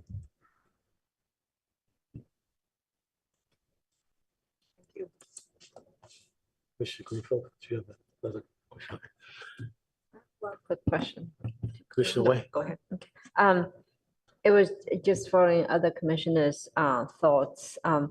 Aaron, you mentioned that the monitoring interim stabilization project is required in the slides of temporary repair work. I'm just wondering, because the long process of going through CEQA, et cetera, and the real work won't start until 2026. In between, you have observed so many new storms coming to our area. Would that expose danger to our residents in case, the utility lines busted due to extreme weather patterns? And is there any, mitigation of those risks which might happen between now and in a year time when the work will formally start? Yeah, so like I said, the 2023, end of 2023 was when that temporary stabilization project was completed. And so we have been monitoring that monthly. And, you know, for the last 2 years, there hasn't been a whole lot of deterioration from what's been put there. The gas pipeline is on a quarterly inspection as well. So just from a regulatory standpoint, we also inspect that quarterly. So there is a lot of inspection going on at that point, and we will be able to identify that well before anything happens. Excellent. Thank you. Okay. Getting back to, so it sounds like first question was, this was identified in 2023, and that's when you did the emergency repair. Is that correct? Yeah, it was identified in March of 2023, and then we completed the interim stabilization work in end of 2023. Okay. Do we know how long that pipe had been exposed before the emergency repair? So it could have been a year. No, I mean, well, you inspect. we leak surveyed that section of pipe. We leak surveyed that in April of 2022, and it did not come. The leak survey technician did not notice that as exposed, which is how we kind of nailed it down that it was that 2022, 2023 storm. Got it. So it sounds like if there's a possible relocation of the gas pipeline might be an option, but if so, are there any contingencies in place to avoid, so it's gonna be a lot of businesses and houses affected by the relocation of that. So I would think is this the point where you start thinking what the options might be, if that is the option to consider? Right. So so when we do the relocations, typically we install all the piping first and do the connections to the existing facility last. And then those are usually bypassed, so there won't be interruptions. Yeah. Is there, so what measures will be in place? And I guess they've already had to do some of this to protect surrounding wildlife and habitat during construction. And then will construction work affect other ongoing projects in the area, such as road work, recreation access, and so forth? The project will require trail closures, and we work with Mike Warner and Sarah on that for posting those on the city's webpage and also out in the preserve, because there is a lot of heavy machinery running back and forth to do this. So yeah, it will impact trail access, but for the most part, I don't know of any other projects it will impact. So is there a possible timeline? I mean, it's kind of hard for you right now to estimate what the cost is going to be, but can you kind of estimate what the timeline would be as far as once the work start, which is going to be, closing the various trails, rerouting them and that type of thing? Well, yeah. So right now, I mean, we are working with them to close trails right now. So we're doing geotechnical work on April 2nd. We're working to post those closures. We've got utility potholing work that's anticipated for the following week on April 9th. We're working to close the trails for that day. So throughout this process, there'll be small intermittent closures. When we get to the construction phase, it'll be a much longer closure. So that's going to require notification, signage, all the things that we normally do, and that would have to happen sooner than later, correct? I mean, all of this is subject because we don't know what type of construction will be taking place, whether it's going to be taking the pipeline outside of the creek, or so all of that will be factors in our noticing and making and ensuring that everyone who is using the preserve is being safe. But you can kind of plan ahead. Oh, definitely. Sort of a what if, definitely. If that takes place. Yeah. Okay. Okay. I think that's all the questions I have, but thanks for your presentation. Anyone else? Yeah, Jeff. Can you talk about what kind of construction staging will be required? And I'll put my cards on the table. I can't say enough about my disappointment and other commission members' disappointment with the extended construction staging at the Restadero Preserve and how that keeps going on and on and on. And it's happening without community input, and it's a travesty. Yeah, construction stage. So when we get to construction, I mean, obviously there will have to be some construction staging set aside. We will definitely work with the team over there at Restadero Preserve to identify locations, to store equipment, store pipe for the meantime until we can get, the construction window completed. So I appreciate that. I'll just reiterate my feelings is that, and a message to Public Works Engineering, please don't assume that you can it's okay to just stage whatever you want there for as long as you want. It's been going on too long, and it impacts the community. Yeah, I mean, I understand what you're saying. I understand what you're saying. Representative here. Well, and we are, this is a project that we understand as, sensitive nature of the preserve, and that's why we're here presenting this project to you guys and onboarding environmental consultants to assist us and, utility staff and managing this project to make sure it is done right and it is done per the permitting agencies and things are identified correctly. So I appreciate that, and I acknowledge I'm venting a bit here, but it's a message that needs to get communicated and heard.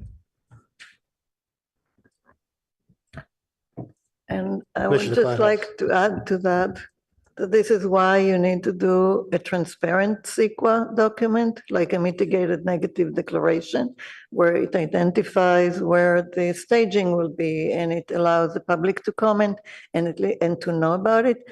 Negative declarations are usually not made public. The city of Palo Alto doesn't even put them on CEQA.net, so nobody knows about them. This needs a mitigated negative declaration so people will be able to comment, give suggestions.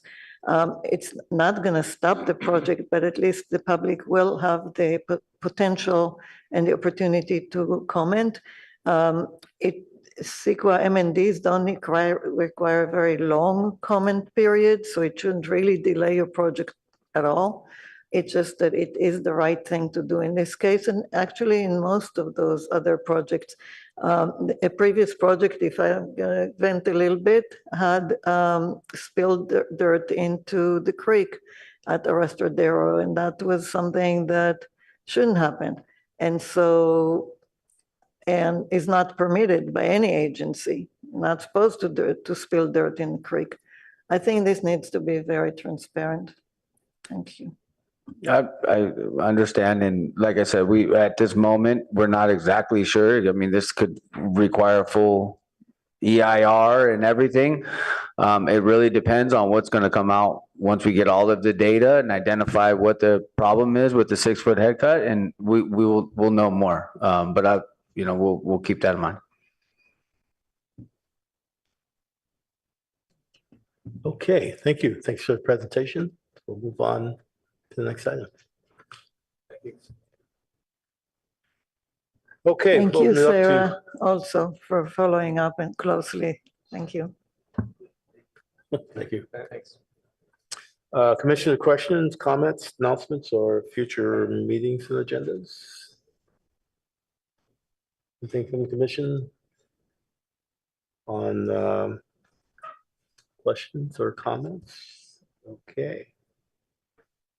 For staff, do you have any information to present regarding the retreat? I think we've asked to have your work plans in to us by the 2nd of April, so that will help us put together and finalize the agenda, which will go out shortly after that.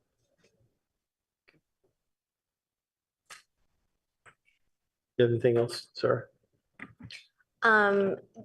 You mean to speak to the retreat or for, You can speak to the retreat, and you can also speak to the federal agenda.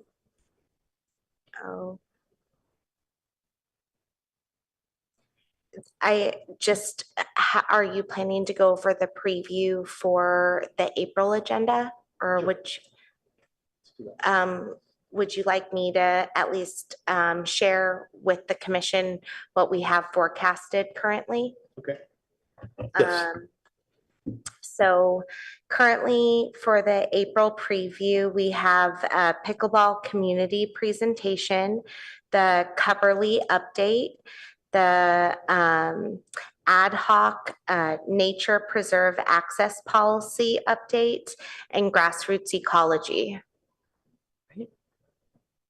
Another very full agenda. This is April meeting, not the. That's not the retreat. That's the April meeting. April meeting. Correct. exactly. April meeting. Right. So yes, with pickleball, you can probably expect it to be as many people as we had last time. Yeah, I'm going to suggest that we need to figure out a way to get the agenda down to 3 items. Or it'll be later than tonight. Yeah.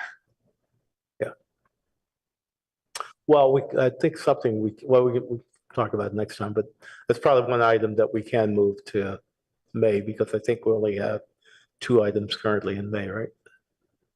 Correct. In May preview, we currently have golf course update, as well as another transportation item, which is South Palo Alto Bike and Ped Connectivity Project. So What's the fourth one on that? April? We've got to get park dedication in. Yeah, I was going to ask that. It's So maybe park dedication could be in April, which Vice Chair Greenfield mentioned before. I'm also off-site in May as well. I'm traveling in May.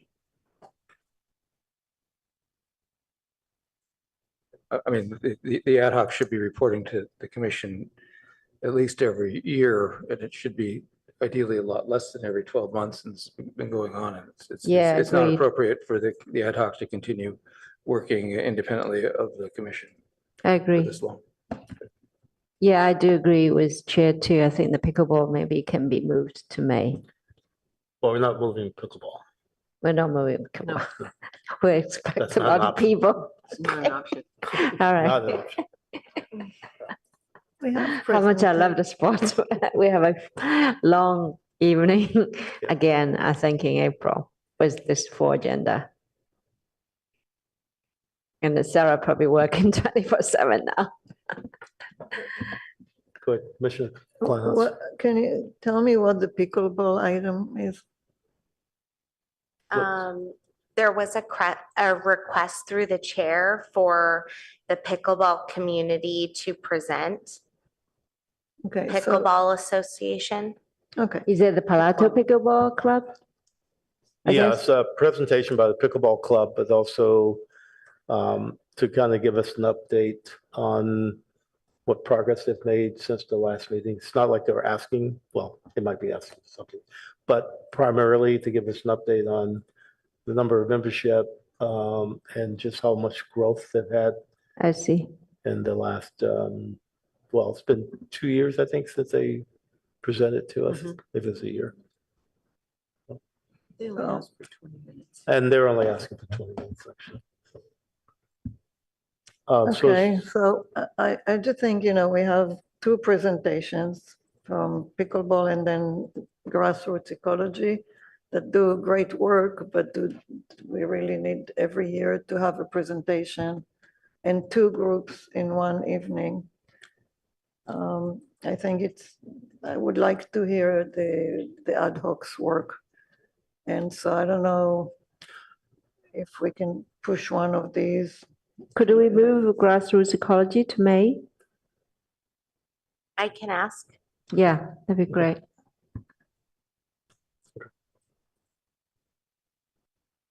Okay, let's move on to ad hoc reports. Anyone? I can go first. So I mainly focus on liaison for youth right now. It was great to attend their meeting last time, and they did a fantastic study session at the City Hall last Monday. And I'm also, as a board of neighbors board, to bring possibilities of our exchange program to Mexico, France to them. So bring the president next month for me visiting them in April. And also, I'm actually involved in the one of the students come here to present last year when she lost her friend in Ganghai, and who started a nonprofit about youth mental health, so which is happening this Sunday. And there's also youth pickleball tournament, I think, this weekend too. So be looking forward to that. They've done a terrific job. But I think it's something worth supporting. I'm also trying to see during our retreat whether we can look into ad hoc for youth, have more commissioners to support them. It just breaks my heart every year we lost a child, and I need more efforts to prevent that happening. And I also try to see whether during the retreat we can talk about the shuttle, etc., for the youth to go to our nature. Thank you. Thank you. Okay, anyone else? Commissioner Kleinhaus? Well, the access to natural preserves is coming next month. So I think that's completed. The staff will present that to the bike commission next, and then it will come to us.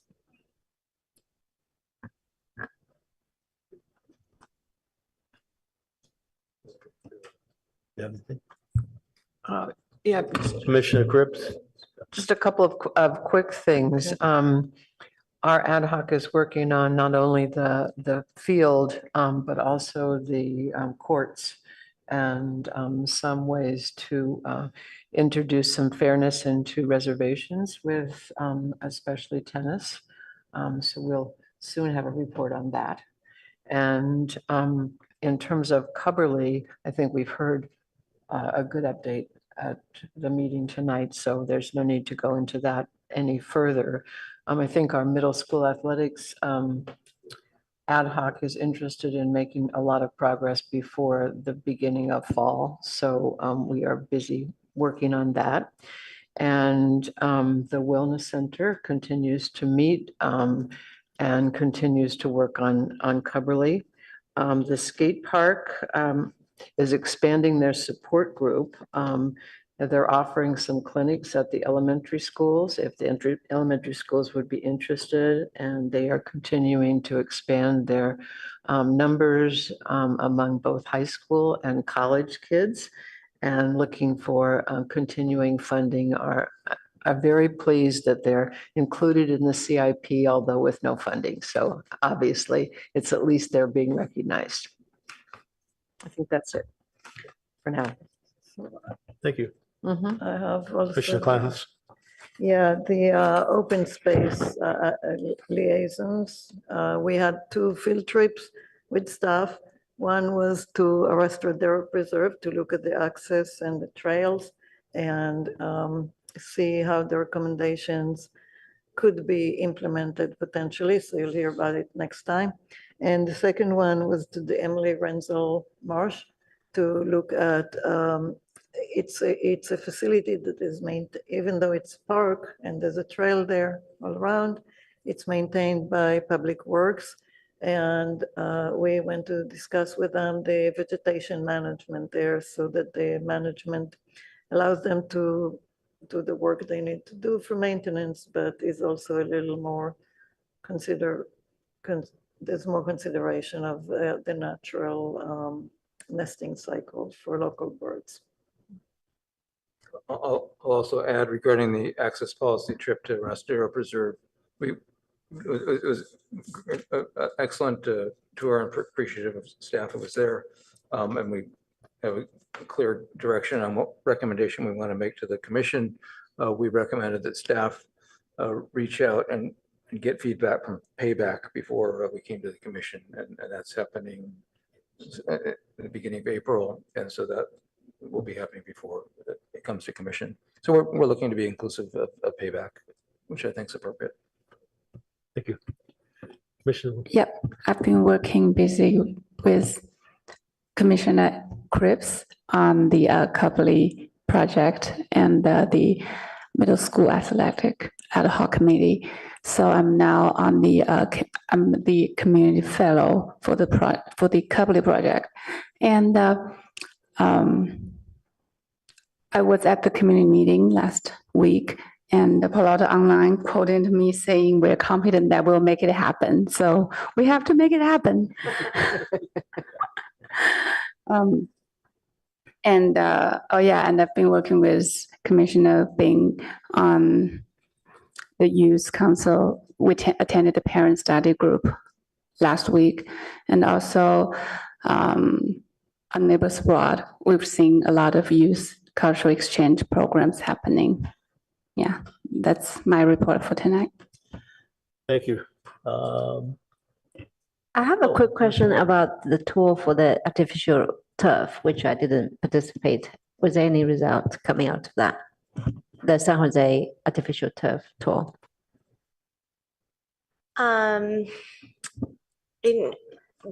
This has just been staff standard practice to ask any of the ad hocs who were on the court or field to attend. Unfortunately, no one was able to attend just the last Monday, but staff made contact with the city of San Jose and was able to see 2 different field installs, and they are a great resource, and we will be using that connection, and happy to provide more information to the ad hoc, but ultimately all of this information will be considered with not only the turf study as a resource, so we're kind of doing our due diligence with that, but also be supporting the staff recommendation for the Mayfield, Stanford, Palo Alto playing fields construction. Thank you for the update. Thanks. Thank you. Long night. Seeing no questions, we'll adjourn the meeting.